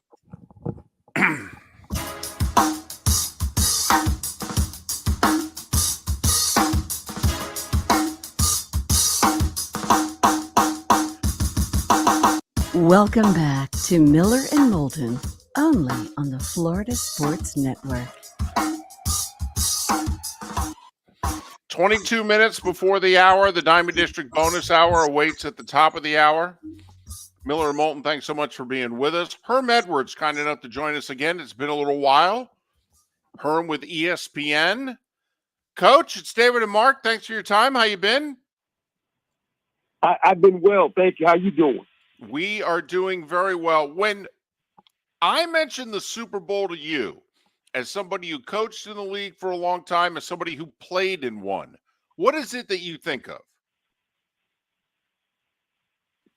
Oh, the first thing you think of is obviously the distractions of how you kind of get that out of the way. Don't let that be a part of it. But then it's the biggest game you ever play as a professional football player. It's one that probably when you were young, you thought about the opportunity of maybe playing in this game, and then realizing if you've been in this league, it's very difficult to get here, and you don't know if you're coming back. You assume you get to come back. It's not a rite of passage. It's very difficult to get there. There's 4 teams still in the National Football League who never played in the Super Bowl. So I just think all those things come to mind. It's one of those deals where you don't want to make the game too big, bigger than what it really is, because it's still a football game. You got to play in between the lines. You don't get any faster, stronger, bigger, or smarter. You're the same guy you were when the season started. Don't try to do anything different. Do you think these two teams are built for that too, Herm? Because they were obviously the Chiefs were here last year. The Niners have been here before. These are a little bit more veteran clubs. Do you think they're more prepared to live in the moment and not let this game get too big for them? Yeah, that helps them. There's no doubt about it. When you've been there, and obviously the Kansas City Chiefs seem like, they're always there all of a sudden. They've kind of replaced the New England Patriots. But I think the 49ers as a group historically, when you go way back, 49ers have played this game numerous times as well with Joe Montana and Steve and all those guys. But now they have a different regime of players. Purdy was hurt last year. He got injured, in the championship game. So now, he finds a way to win this one. And now he's in his first Super Bowl, so that'll be interesting. By the way, what do you think of Mahomes? You had to play against Montana and the greats of the 80s. You had to coach against the Bradys and the Mannings. When you look at Mahomes, you've got some perspective here. What do you see? Well, he's a unicorn. He's different. He's very poised in big moments. He sees the field. He has great presence as a quarterback, especially when he gets off schedule. And that's the problem. When he gets off schedule, that's when he becomes very, very dangerous to you as a defense. And then he has this guy that puts on a cape, Travis Kelce. His numbers are just they're off the charts in playoff competition. What he's been able to do, it's amazing when you look at his playoff numbers. 156 catches, 19 touchdowns, in 21 playoff games. I don't think anyone has an answer for it. They just don't. I keep saying you better cover that guy. Nobody can cover the guy. And when they're on script, Andy Reid, this coach, he's pretty good, Herm. What is it about Andy Reid on game day? And with time, he's always been great off of buys, now 2 weeks for this game. What is it about his preparation that makes him such an elite coach? Well, in this sense, he comes out of that West Coast offense. He's an old offensive line coach. That's where his heart's at. But I think the way that the West Coast coaches always have a script of plays they want to run in that first series. And when you think about these guys, they do a good job, really, of moving the ball, right? Of making plays on first down. They stay out a lot of third longs, and they methodically go right down the field, right? And Andy does a nice job of understanding the team he's playing against and how to, get positive plays in that first script. And that always gets an offense going. When you get positive plays and you can just go right down the field and put points on the board, it kind of sets the tone for the game. So Andy gets that part. Look, Andy's been in every game imaginable you can coach in, right? So there's no game too big for him. He has fun with it, and he has the best quarterback on the planet that's playing for him. Herm Edwards of ESPN, kind enough to join us here on Miller and Moulton. Can you believe this game's in Vegas? I mean, you've been a part of this league for a long time. We've joked, they threatened to throw Tony Romo out of the league less than 10 years ago. He wanted to talk a little fantasy football in Vegas. They nearly threatened to throw him out of the league. I mean, this is remarkable. No, I'll give you one better than that. In our era when we were playing, I came to the league in 1977. They didn't want you going to Vegas as a player on the offseason. If you got caught in Vegas, they called you. So what are you doing in Vegas? Right? I mean, they wanted nothing to do with gambling. Nothing. Don't be around it. Don't go there. I mean, it was unbelievable. And now we have teams in Vegas, professional teams. There's betting lines. We got everything going on. And it's in the midst of what, as a guy who's, been in the media for a while, Herm, now it's in the midst of every conversation we have of whether it's, odds on the game, odds on who's going to win the MVP. It is, it's front and center. It really is. It's just kind of just where we're at. And you know what's amazing to me? And I watched a little bit of it yesterday. I watched the Pro Bowl yesterday, flag football game in Florida. 60,000 people in that stadium watching flag football. I'm going, football is really got it right now. They are rolling, boy. I mean, they watched the flag football game. 60,000 people watching professional football players pull flags. Herm, flag football is going to be in the Olympics. Boy, I tell you what, football is a wonderful thing, isn't it? It's unbelievable where it's come from. I mean, I'm not. I wore a helmet when I played back in the 70s and early 80s. But it's like just the popularity of the sport is like unbelievable. And the knowledge, and I think part of it, ESPN's a part of it, Fox is a part of it, all those networks are a part of it, but the access we have as fans now to more information and the knowledge that the fan wants to get makes it easier for a guy like you, Herm, to do this because we want the X's and O's. We don't need the catchphrases anymore. We want to learn. Yeah, no doubt. It's a learning audience, a hungry audience, and it's, they steal the calendar. The NFL has found a way to steal the calendar. I mean, after this, the first thing people are going to talk about, they'll have shows on free agency. Obviously, the draft will be a part of it. It's just amazing how they can create football and run the whole year of calendar. There was always something interesting. As a former cornerback, when you look at the secondaries in this game, I think the Chiefs – they've got Snead. That he's a shutdown corner. I don't know if the Niners have one of those. Do you think if you were coaching in this one, you're going to put Snead on Debo more often than not? How when you look at this game from your position, what do you think? Well, obviously, you mentioned the Kansas City doesn't get a lot of credit. Coach Spagnola's done a fabulous job with this defense. It's young.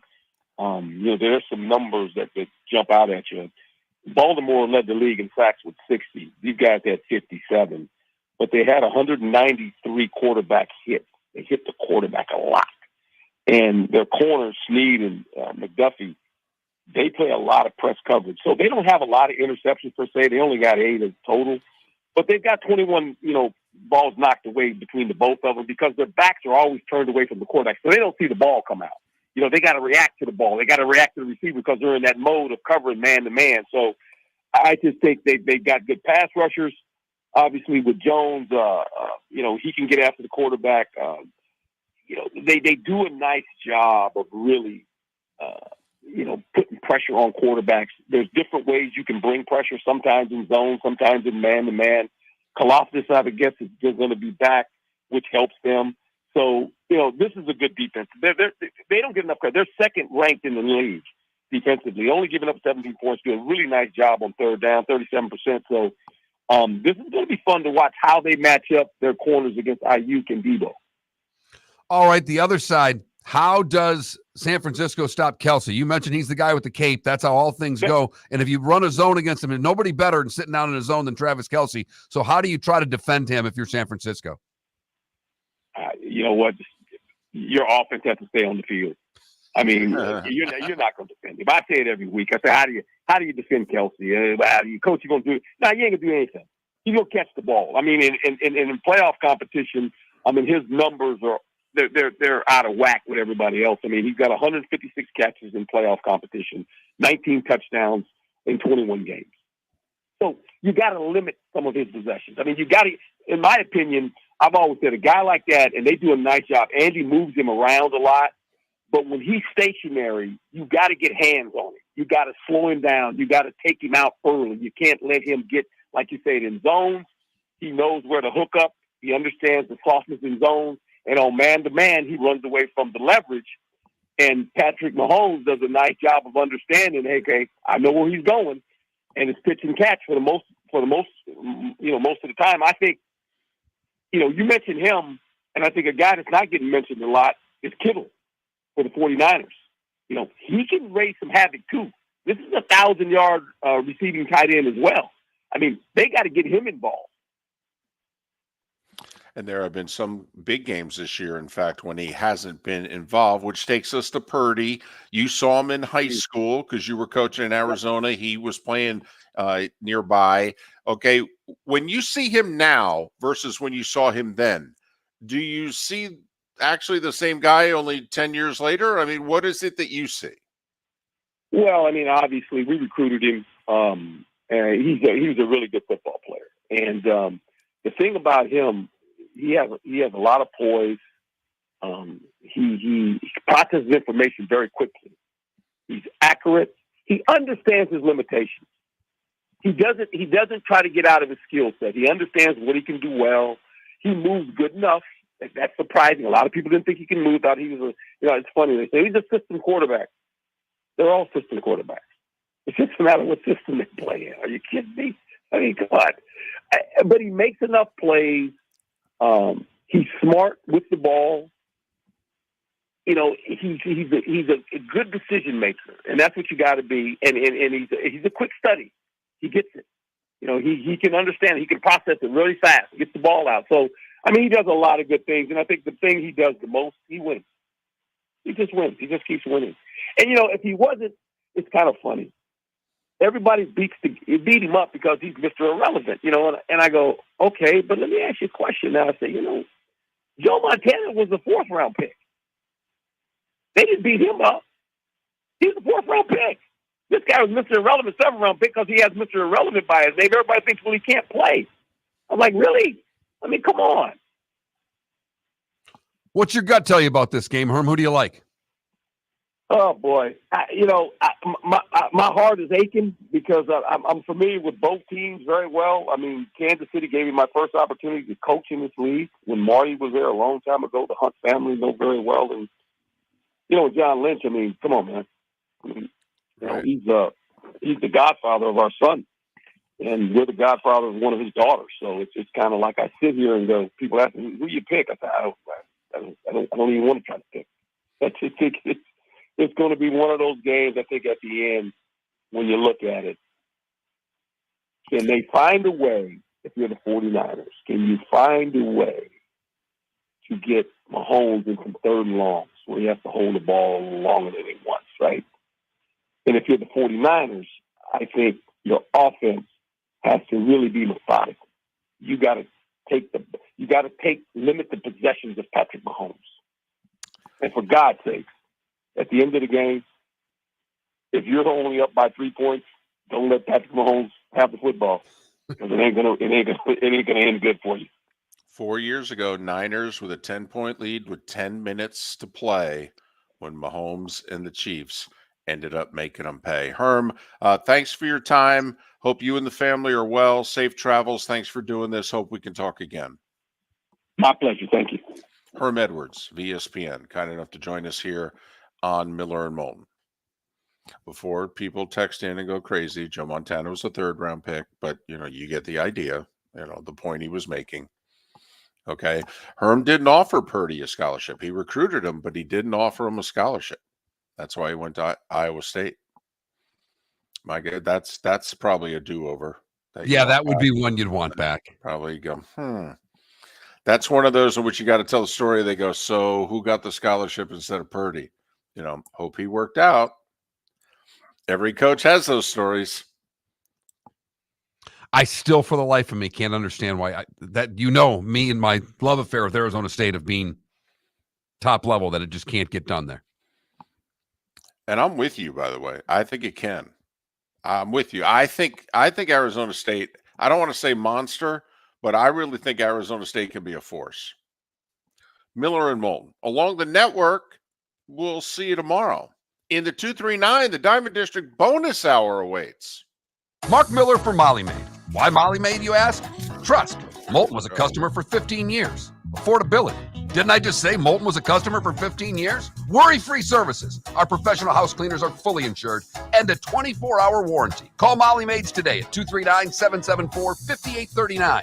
That's 239-774-5839 or online at mollymaid.com/FTMYERS. That's mollymaid.com/FTMYERS. Visit Jason and Todd at the Diamond District. Do you remember your first kiss? How about your first date? I'll bet you can recall that first Valentine's Day you were together. Or maybe that'll be this year. Valentine's Day is a celebration of love and affection, and this is where the Diamond District shines. Diamonds make a perfect Valentine's gift. Whether you're getting engaged or choosing a beautiful gift to fine jewelry, you'll want to visit Jason and Todd at the Diamond District. For Valentine's Day this year, Jason and Todd are offering you 5 years interest-free financing. Choose a beautiful diamond bracelet for $1,500, and you pay $25 per month. Stunning diamond earrings for $5,000, and you pay only $83 per month.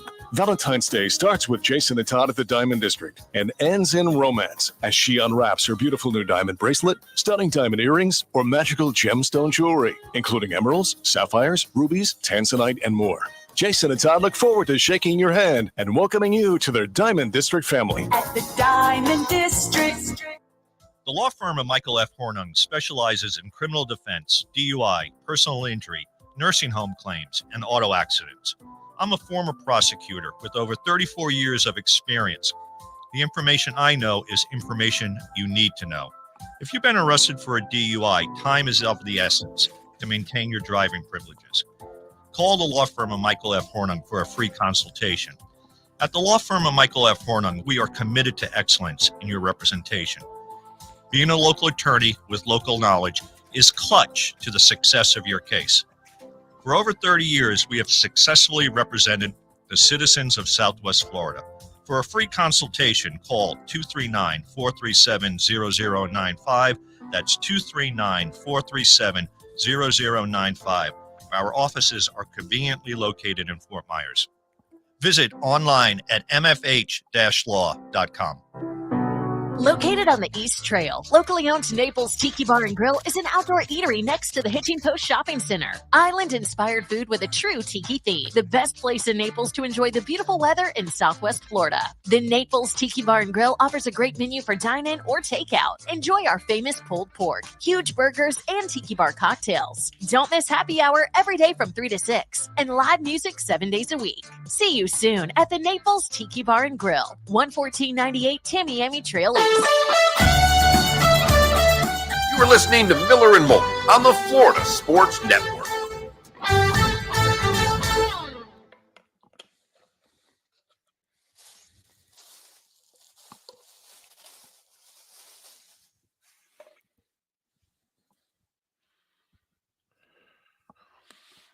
Mongo, we're going day by day with the Super Bowl in Vegas. This is a tough one for us. Every day's, reaching out to a bunch and I'm hoping to get one solid NFL guest a day. These West Coast Super Bowls are brutal on Eastern time zone morning shows. You basically have to reach out to people that you think may not be in Vegas or hit them before you think they're going to Vegas. You know, it's why, like, we had John Forslund on last hour. We'd call Forslund monthly, easily. He's doing the Krakens games. Although he did just text and say, hey, I can even come on. You know, he says he gets up at 5:30 every day. I told him biggest mistake he ever made.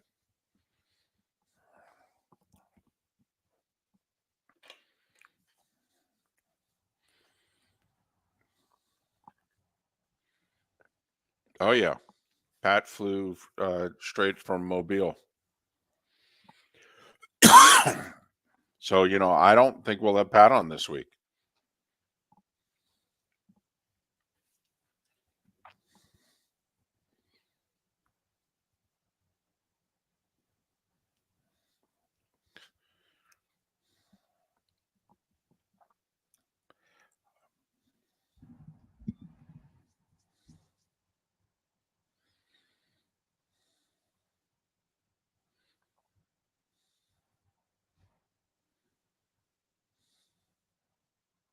I agree.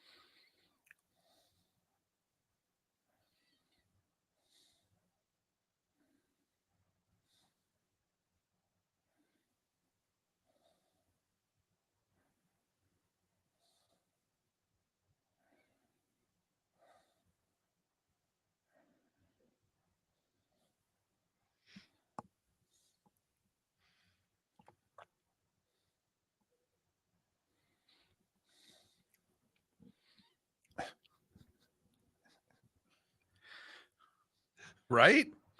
For free.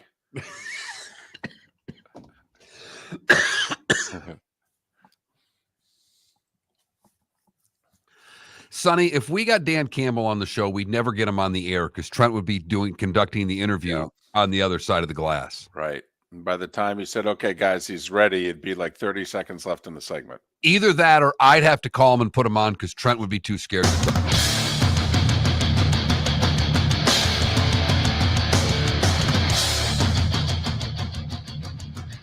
You are listening to Miller and Moulton, exclusively on the Florida Sports Network. And now here's Mark Miller and David Moulton. It is the Diamond District bonus hour. Thanks so much for being with us. I mean, Todd and Jason let us know that, you know, they've got a big day in the middle of next week. So, you know, maybe there's a reason for you to stop on by, say hi, tell Miller and Moulton sent you. That's all. They think you might be interested. You know, that whole interest-free financing thing's reason to go. Oh yeah, they it's Valentine's Day. This just in. Oh, that's the day. Got it. And you can win Valentine's Day just like Mark won Christmas. Sit. Telling you right now.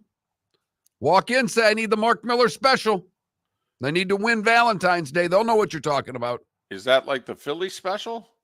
Is that like the Swifty special that we did and we're going to do all week at 8:20? The Mark Miller special? We're providing a public service announcement for a lot of fathers who have daughters. And grandfathers and uncles. Absolutely. Right. Yes. We're trying to help you out. Take a couple notes. If you only listen to like 5 to 8 minutes of this show daily, I would do it between 8:20 and 8:30 Monday through Friday this week. The problem is you have to remember the correct songs. If you start using the fake song titles, that will get you in trouble. Listen, I think you could have some fun with the daughter or granddaughter in your life. You could just repeat our questions and say, look right at them and say, hey, you say you're a Taylor Swift fan. All right. Well, me and the guys have been talking on the radio. Let's see. Let's see how much you really know there, young lady.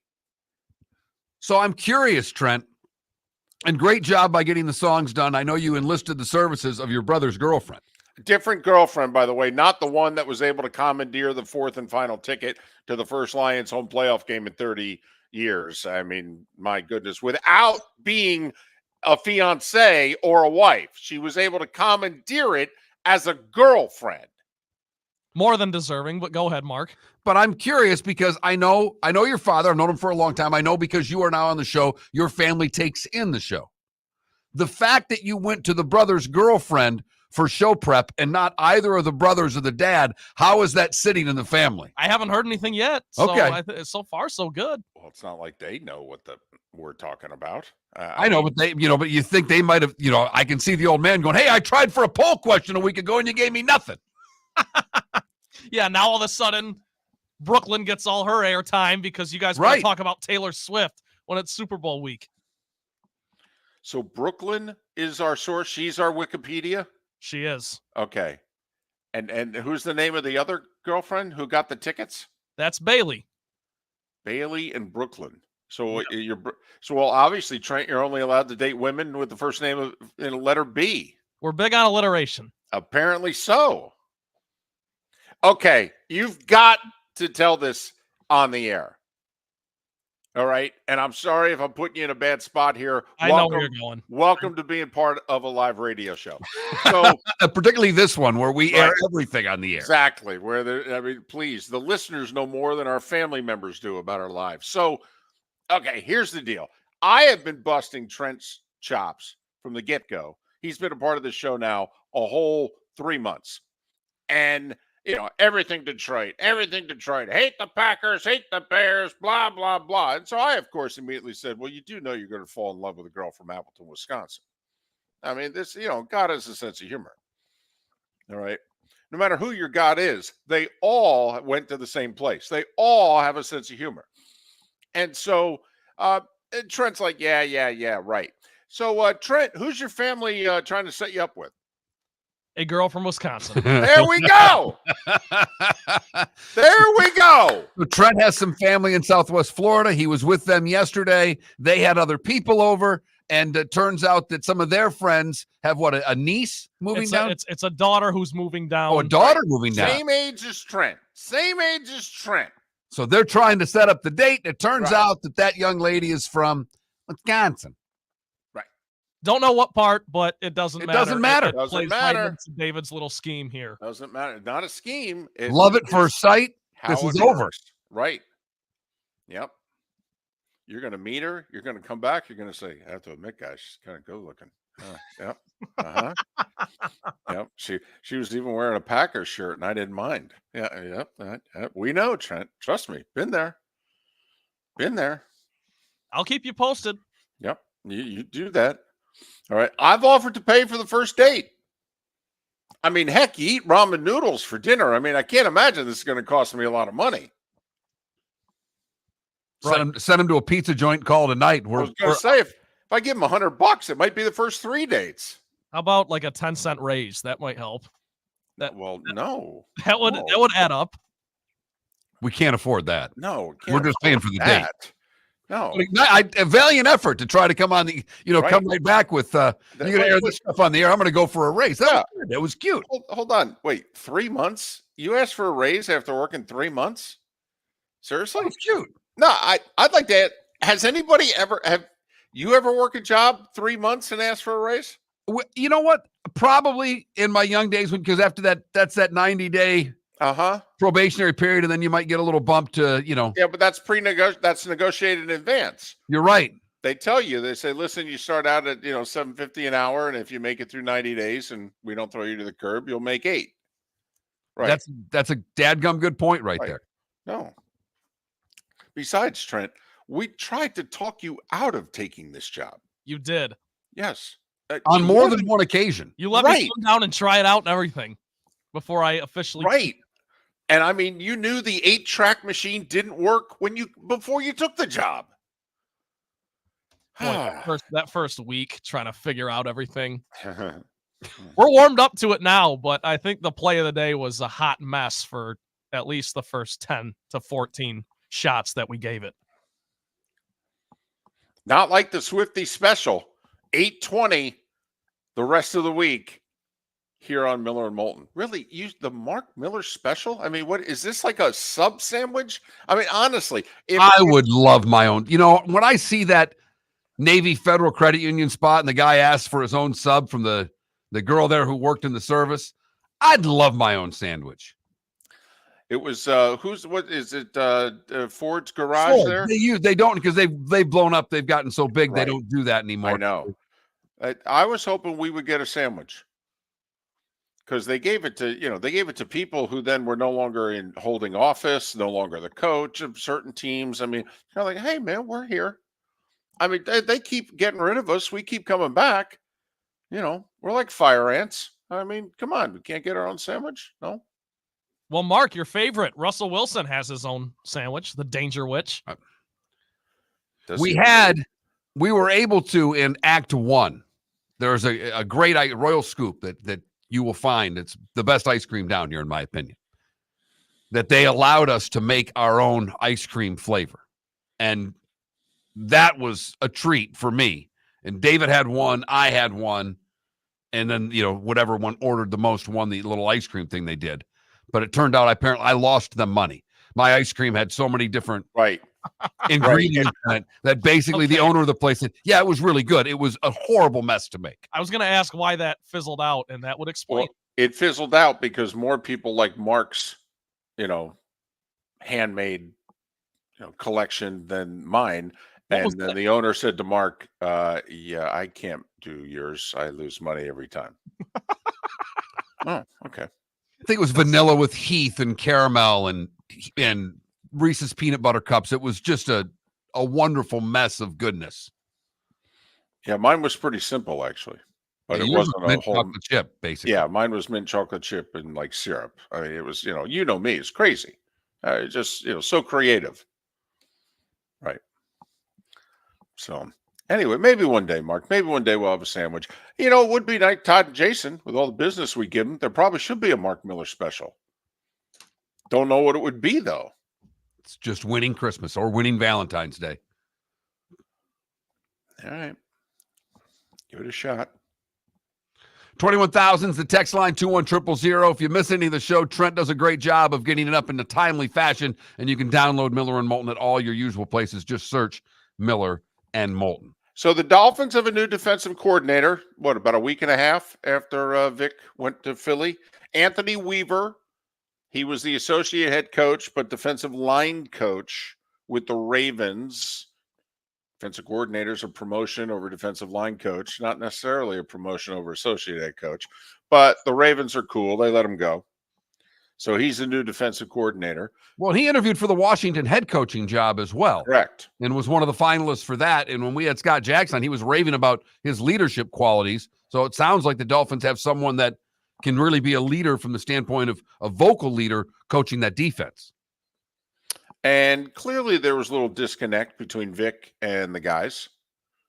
That they either some didn't like his scheme and others didn't like his personality. So, there could be a lot of different guys on that defense for Anthony Weaver. I mean, Wilkins is a free agent. I don't think he's coming back. 2 of the linebackers are free agents. One of the safeties is a free agent. Holland, longest tenured Dolphin, one of the biggest cap hits on the team. He has said he ain't reworking that contract. It's pay me or release me. Huh? then he's going to get released. Yes, he is. And that's matter of fact right there. So, that's 5 starters right now. I just rattled off, by the way, on that defense. So, and the Dolphins and Tua are going to negotiate a long-term extension. Now, that shouldn't raise his cap figure for 2024 because it's an extension. But from figuring out 2025 and beyond, that'll make it even more difficult to keep some of these guys. So, Cliff Kingsbury, who they reported last week was going to the Raiders, turns out, no, he jilted them at the altar, and he went to Washington to go with Dan Quinn. So the Raiders hired the guy that the Bears just fired, Luke Getsy, to be their offensive coordinator. So that's kind of the NFL news as Super Bowl week is about to begin. It's amazing how quickly, would you hire the former Bears offensive coordinator in the same position? It seems also like the quarterback he just worked with is not the quarterback that we have, if you know what I mean, Aiden O'Connell. And then again, who am I going to be able to get my hands on? Does it say we're going to trade for Justin Fields, or should we read nothing into it? But my first reaction is no. Luke Getsy would not be my first or second choice. No. Miller and Moulton. The good, bad, and ugly. What's on tap today was the day when. That's about 25 minutes away. So keep listening. Mark Miller for Molly Maid. Why Molly Maid, you ask? Trust. Moulton was a customer for 15 years. Affordability. Didn't I just say Moulton was a customer for 15 years? Worry-free services. Our professional house cleaners are fully insured and a 24-hour warranty. Call Molly Maids today at 239-774-5839. That's 239-774-5839 or online at mollymaid.com/FTMYERS. That's mollymaid.com/FTMYERS. Visit Jason and Todd at the Diamond District. 20 years ago, Jason and I had the idea for a jewelry store like no other, with a vast selection of certified diamonds priced 8 to 12% over cost. A team of individuals who are educated, driven, and believe in cultivating relationships. Today, we have become one of the largest independent jewelry stores in the country. Todd and I love what we do and are in the store nearly every day, along with our GIA gemologists, master jewelers, custom designers, and non-commissioned diamond consultants, all of which we consider family. As direct diamond importers, we travel the world, forging relationships and sourcing diamonds. What we love most about our business is that we can call Southwest Florida our home. If selection, value, and comfort are important to you, give the Diamond District an opportunity. You won't find a better diamond buying experience. Todd and I look forward to shaking your hand and welcoming you to our Diamond District family. At the Diamond District. The law firm of Michael F. Hornung has successfully represented the citizens of Southwest Florida for over 30 years. As a former prosecutor, the information I know is information you need to know. If you've been arrested for a DUI, a criminal matter, or involved in an auto accident, call the law firm of Michael F. Hornung. I'm a local attorney with local knowledge to assist you through the process. For a free consultation, call 239-437-0095. That's 239-437-0095. Offices in Florida. You are listening to Miller and Moulton on the Florida Sports Network.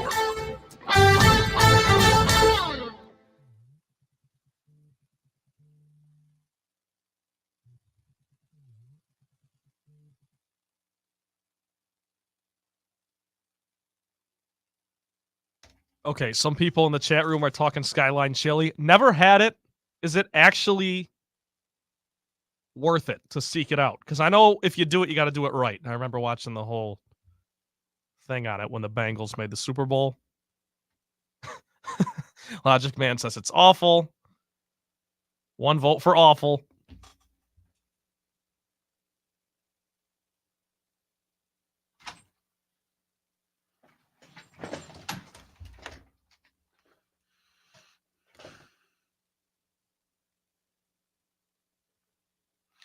Where is Rico's, Logic Man? I've never had Rico's Pizza. I have no idea where it is.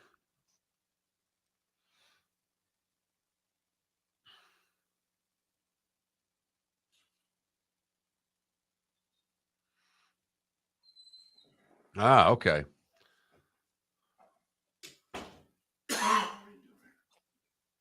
Mark, do you like Skyline chili? No, I think it's one of the worst food products that's ever been invented. Just before you got back, I was asking everyone. Yeah, I saw the Skyline.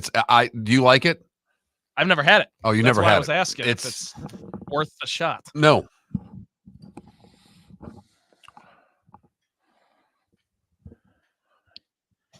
What makes it unique? It's spaghetti with chili on it. Oh. It's spaghetti, chili, beans, all the way is. Yeah. Someone stop me if I've got this wrong. Spaghetti, and then it's no bean chili. Then I think beans is one of the layers. If you get the beans on there, 5-way, and then onions and cheese. It's bad.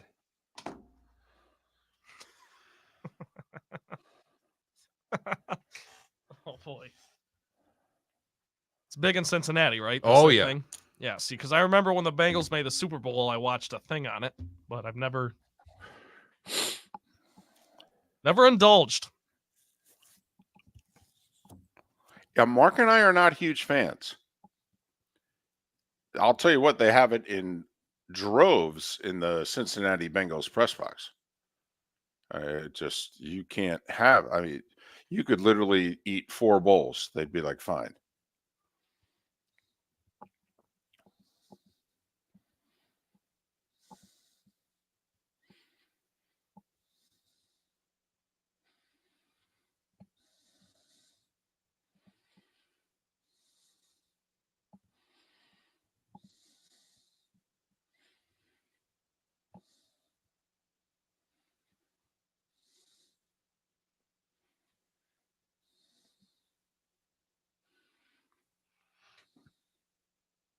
Boy, FGCU lost a tough one Saturday.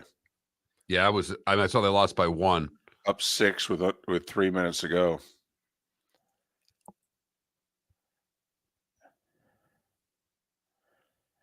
It looks as if the play-by-play is accurate, it looked as if they went to the line with, a couple seconds to go, shooting 1-1 with a chance to win the game. Guy missed the shot. They missed the tip in. That would have been a big win in the conference standings. That would have gotten them to tie for 4th.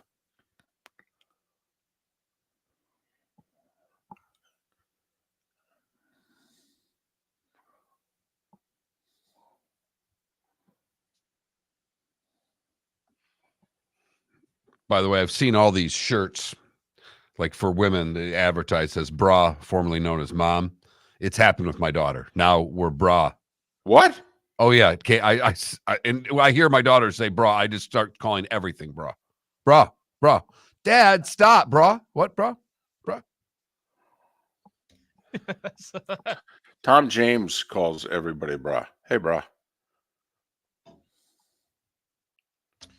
By the way, I regret to inform everybody that after further research, I Knew You Were Trouble by Taylor Swift. It peaked at number 2. It never made it to number 1. Okay. I thought you were going to have, hey, as long as it's still a song, that's all I Yeah. care.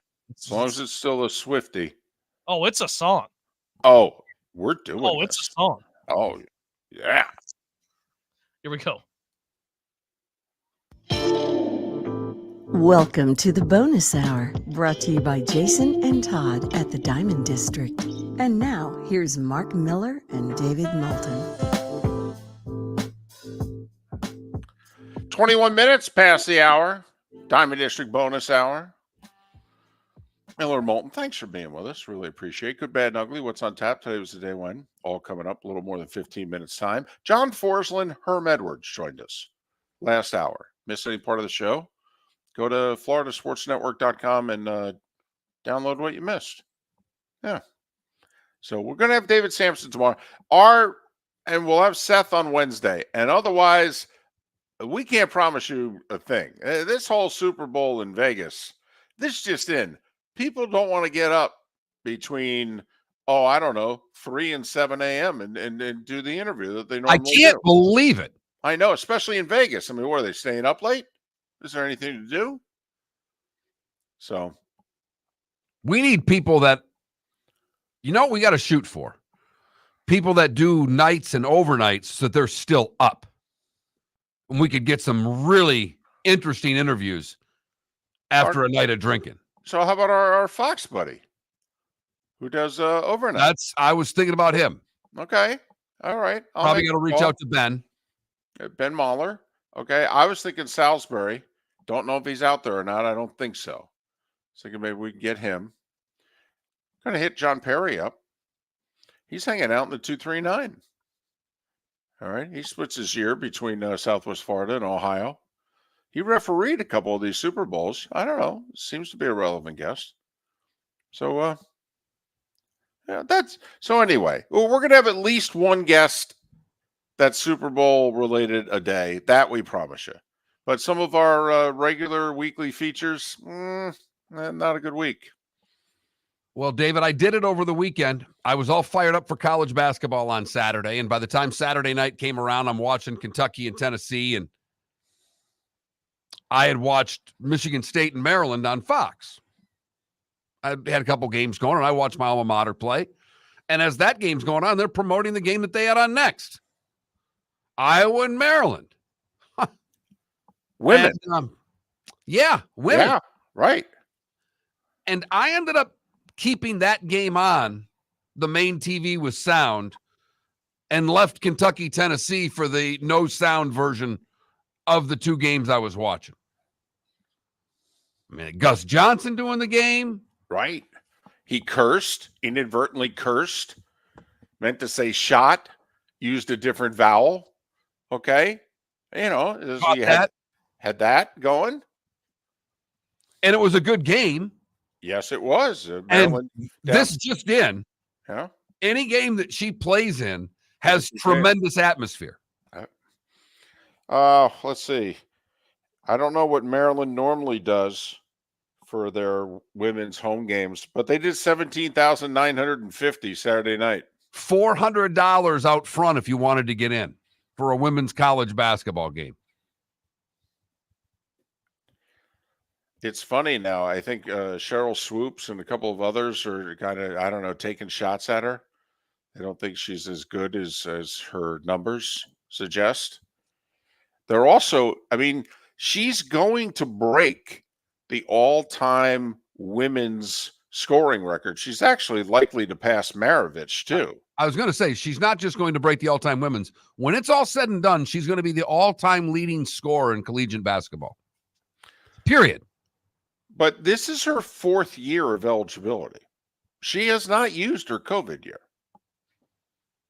Just for the record, she could. She can come back for one more year at Iowa if she wants. But also, she will break. Jackie Stiles, I believe, holds the record. And Clark's going to break her scoring record in less games. It's going to be like a handful less games, but she's going to do it in less games. So, you know, this isn't like the kid who almost broke Maravich's record last year. The kid ended up at the University of Detroit Mercy. Right. He played 6 years of college ball. I mean, right. Literally 6 years of college ball. Maravich played 3 because freshmen weren't even eligible. And he came within like a half a dozen points. If they would have given them a bid to the CAA tournament or whatever the hell it was, he would have passed Maravich more than likely. Right. They would have won one more game or whatever it was. Correct.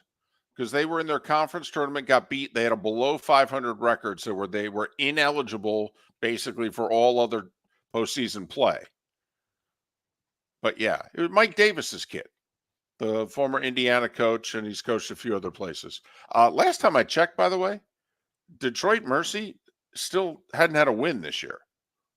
As of last week, they were winless. That's tough to do.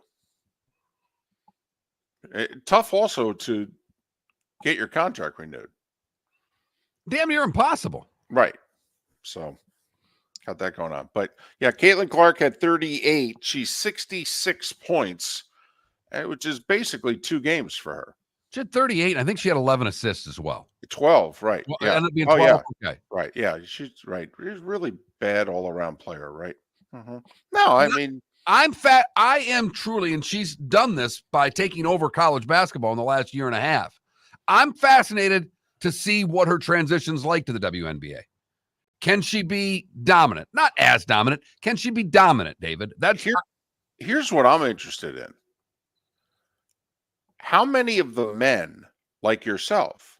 I mean, now you actually watch more, you have more of an appreciation and watch more women's college basketball than the average male sports fan. That's without question, that's all because of Carl Semesco and FGCU and watching them play. It's literally and now her name escapes me. Whitney Knight. Whitney Knight. When I watched Whitney Knight play, I went, years damn. ago. Right. I mean, Exactly. Right. Not damn women's basketball player. Damn, that's a good basketball player. Right. Gender wasn't a part of it when I watched her play. I was like, holy cow. And so, in the last 10 or so years, because of Whitney Knight and FGCU, and the coach, and so you now have more of an appreciation. It probably didn't hurt also. You now have a soon-to-be 10-year-old daughter. Okay, you're around a lot more female sports than you were before 10 years ago. So, yeah. But holy cow. Exactly. But the point is that, okay, you're watching Caitlin Clark play in college, and you're not alone. And I'm not singling you out, but to everybody listening also who has found themselves, whether it was last year's NCAA tournament or at various points this year. I mean, how many of you in Southwest Florida went to see her play at the Gulf Coast Showcase? Which, by the way, in comparison to the crowds that she's drawn nationwide, it was a bad crowd. How did that not sell out? Those were bad crowd. Right. We thought they would literally be sold out at Hertz Arena, and they weren't. That's not good. Now, I will say it's not like the tournament does any marketing at all. Man, that's total word of mouth. Speaking of which, it's the Diamond District bonus hour. Right. Opportunities for you too, Yes. Mr. or Mrs. Business Owner. Huh? But how many of you who have found yourself watching Caitlin Clark this year? Okay. When she goes to the WNBA, whether it's next year or the year after, you're going to keep watching? Because let's face it, to most of the sports fans listening today, if they've watched women's basketball, there's a very good chance it was at the college level and not the professional level. So will you follow her to the WNBA? And I will have a curiosity. For how long, I have no idea I'll be watching her for, but I will definitely be watching because, as I've said all along, I am curious to see whether or not she can continue to be a dominant player. I think she will be. How dominant will she be at that level? I have no idea. And if she is dominant, she moves the needle 100%, I think. She's Damn the right. magic bird for women's hoops. If Like Logic Man in our Twitch chat room, WNBA is an awful product. Actually, it's not. It's not. Trust me, I've watched women's college basketball for nearly 40 years. Okay, I've seen the evolution. The product's actually pretty good. Okay, but what people think of it is just that it's awful. So now, will you watch her at the next level? That, Mark, would be revolutionary. Visit Jason and Todd at the Diamond District. When choosing something of high value and personal significance, such as a diamond, you want to shop with the best, and the mall is not the place to be. Here are my friends, Jason and Todd, with the Diamond District. Take a stroll in the mall, pop into a few toy stores, and you'll soon discover you're in the wrong place. Rings begin to look all alike. You're not finding GIA certified diamonds. You quickly realize you know more than a salesperson helping you, and all the same financing gets pushed on you. Visit Jason and me, and you'll find America's top bridal designers dealing exclusively with the Diamond District. You'll find the largest selection of GIA certified diamonds, all priced 8 to 10% over cost. You'll find educated sales consultants who have many years' experience and are not paid commissions. And you'll find Todd and me in the store nearly every day, wanting to shake your hand and welcome you to our Diamond District family. Visit Jason and Todd at the Diamond District. The law firm of Michael F. Hornung specializes in criminal defense, DUI, personal injury, nursing home claims, and auto accidents. I'm a former prosecutor with over 34 years of experience. The information I know is information you need to know. If you've been arrested for a DUI, time is of the essence to maintain your driving privileges. Call the law firm of Michael F. Hornung for a free consultation. At the law firm of Michael F. Hornung, we are committed to excellence in your representation. Being a local attorney with local knowledge is clutch to the success of your case. For over 30 years, we have successfully represented the citizens of Southwest Florida. For a free consultation, call 239-437-0095. That's 239-437-0095. Our offices are conveniently located in Fort Myers. Visit online at mfh-law.com. You were listening to Miller and Moulton on the Florida Sports Network.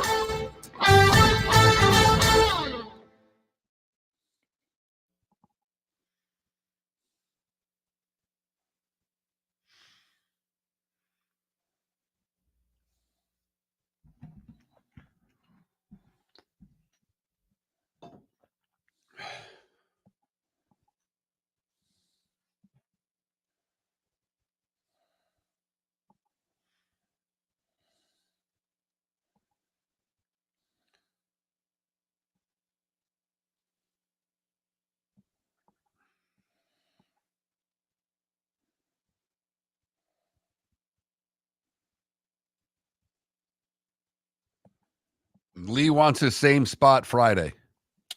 7:20 or 7. When was he this year? 7 or 7:20? 7. 7.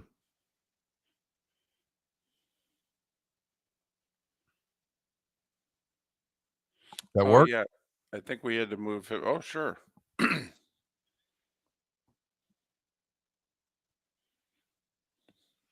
Okay.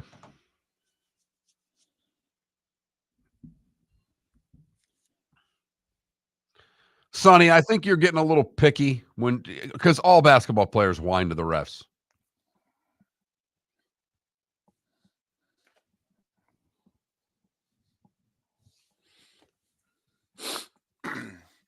This Ionescu 3-point shooting thing with Curry, if she performs well, this I think will be pretty significant. Because then in theory, Caitlin Clark comes into the league behind her. And because this 3-point shooting thing is going to get a lot of attention. I really hope she performs well. You know, people forget, if you go back 50 years, the whole battle of the sexes and Bobby Riggs, he challenged Margaret Court. He beat her 1-1. I mean, she fell apart like a tin watch. And that's why Billie Jean King stepped up to play him, because she's like, yeah, we can't have this. Because then everybody was like, well, look at the female athlete. They suck. And Billie Jean King was like, okay. Well, she choked. I won't choke. I'll play him.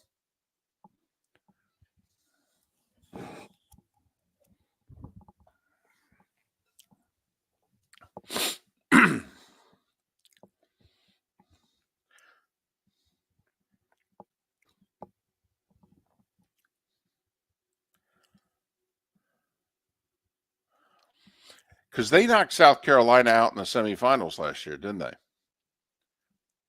Yeah. And that's when Dawn Staley went on her whole tirade after the game. Yeah. Well, I was about to be number 2 because Kansas State lost twice last week. So they need to figure out. Yeah, Angel Reese was LSU, but because LSU beat them, but they beat South Carolina. I mean, that tournament could do gangbuster ratings this year. Imagine if South Carolina's unbeaten. Caitlin Clark on the other side. Whew. That final's on a Sunday night, too. Before the Natty or the week after the Natty? I think it's the night before the Natty. Right. They moved theirs to Friday, Sunday, didn't they? Mm-hmm.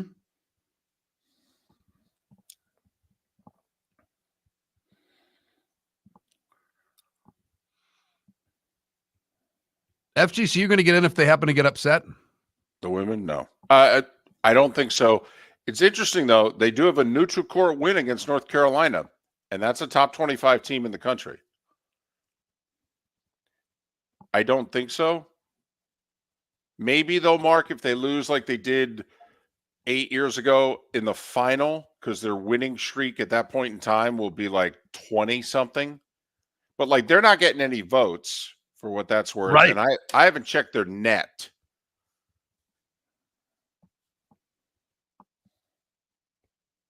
Well, they were through the roof, Logic, man. So they're just kind of coming back to reality. But yeah, you're right. They've dropped over $1,000 in some places.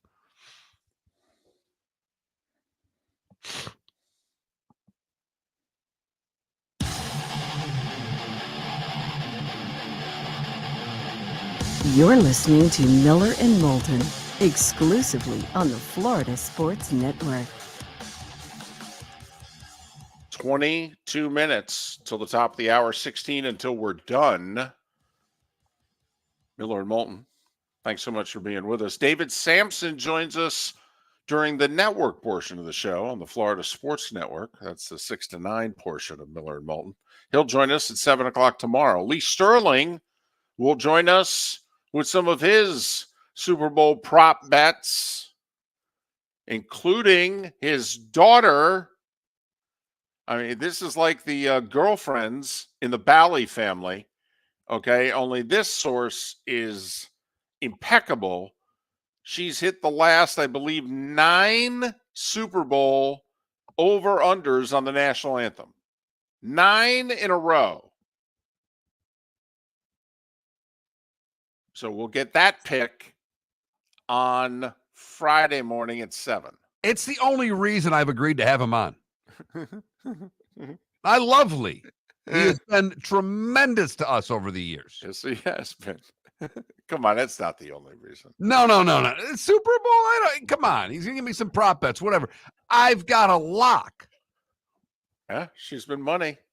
He claims it's 10 in a row. She's going for 11, according to the email. All right. It's very possible. He should be the one keeping track of that. Okay. But if it's been a rough football season for you, this is the old call to Mariano. Well, but Trent, there's 2 bets that you can win money before the game's kicked off. You can bet the coin toss. No, you can bet the anthem and the coin toss. Right. I mean, seriously, it's phenomenal.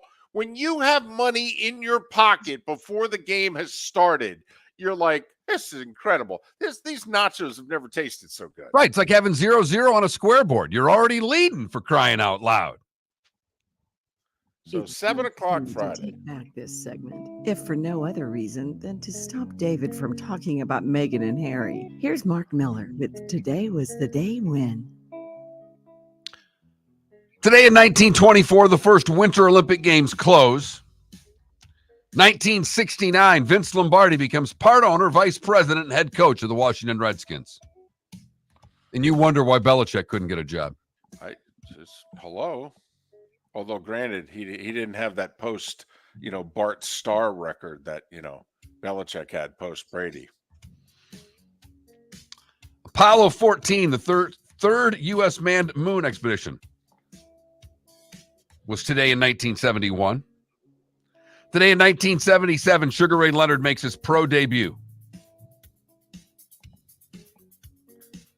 In 88, it was the first primetime wrestling match in 30 years as Andre the Giant beats Hulk Hogan. Today in 1990, Notre Dame sells their rights to games to NBC. Changed the college kind of a game landscape, yes. Today in 1991, the Big East Football Conference formed. It'd be amazing if they had brought Penn State into the fold. Would the Big East still be, what it was in basketball? And would Penn State then, would Miami still be in the Big East? Right. Not in the ACC and all that. That's the great question. We'll never know. Super Bowl 40 today in 06 at Ford Field. The Steelers beat the Seahawks 21-10. Hines Ward is your MVP. Well, the officials were on their side. They were a close second for MVP. Ooh, boy, were they ever. 2012 Super Bowl 46 in Indianapolis. The Giants take down the Patriots. Eli Manning, your MVP.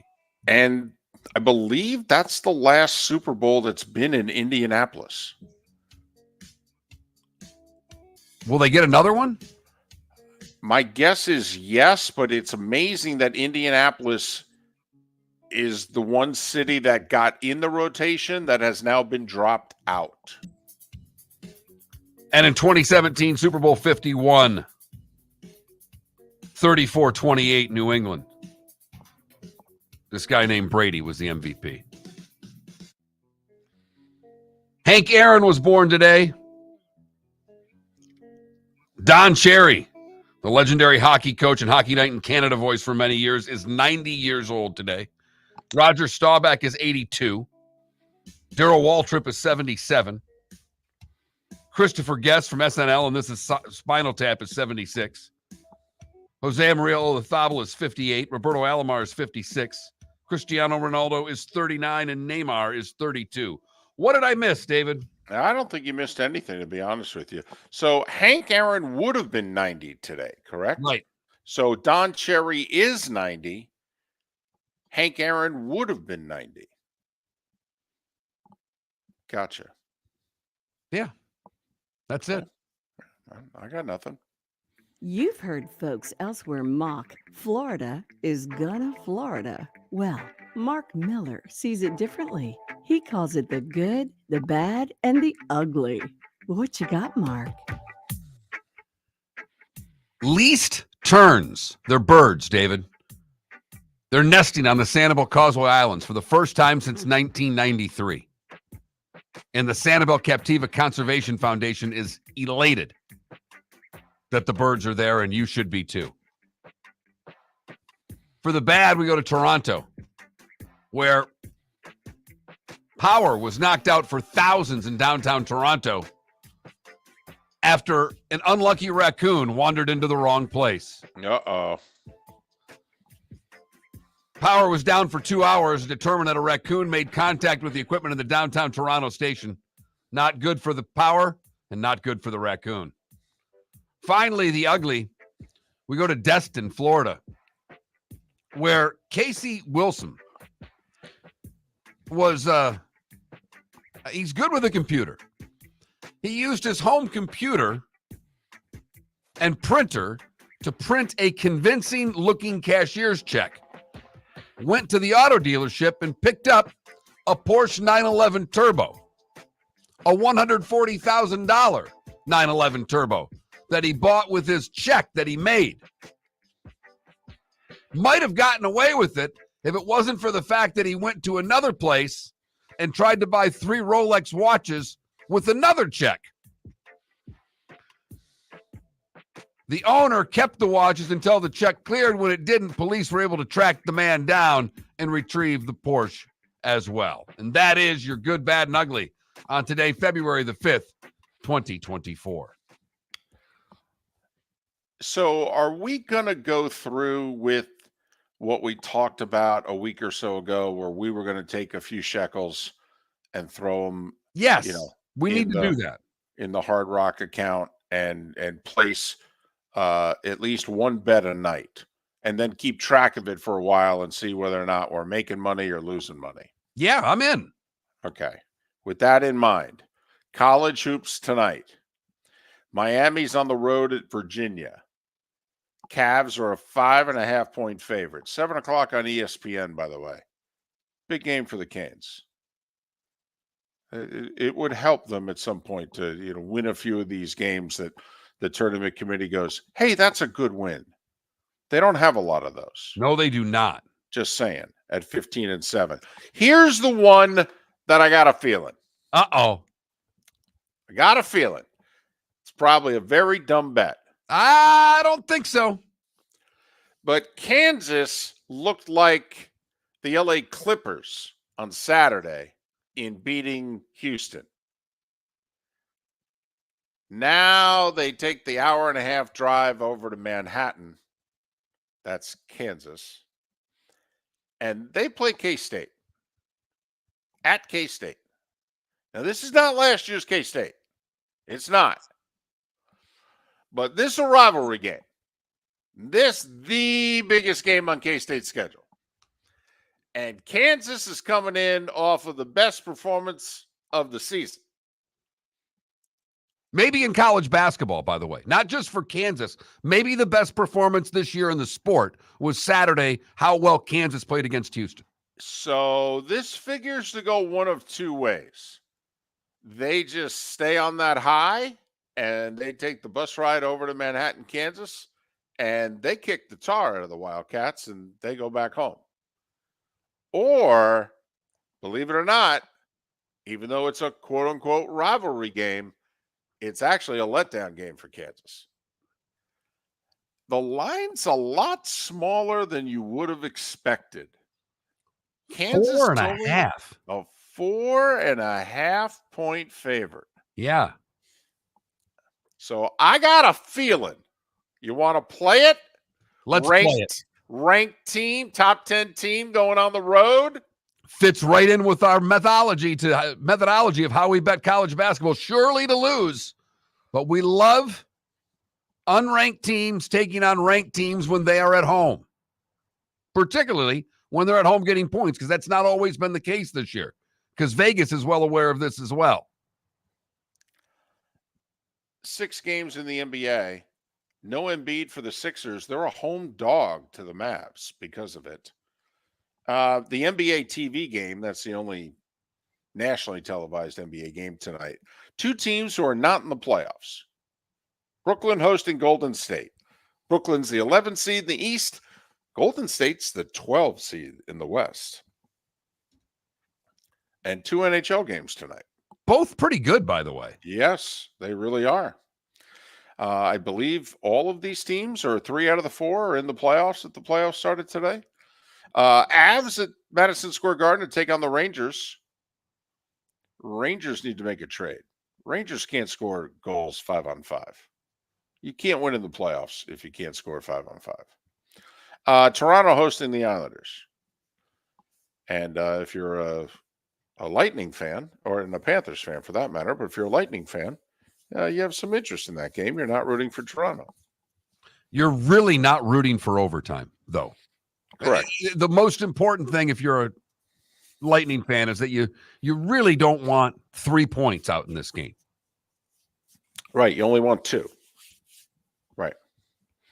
So there you have it. Light sports night tonight, but I think it's, by the way, the ESPN doubleheader is the Canes and Cavs.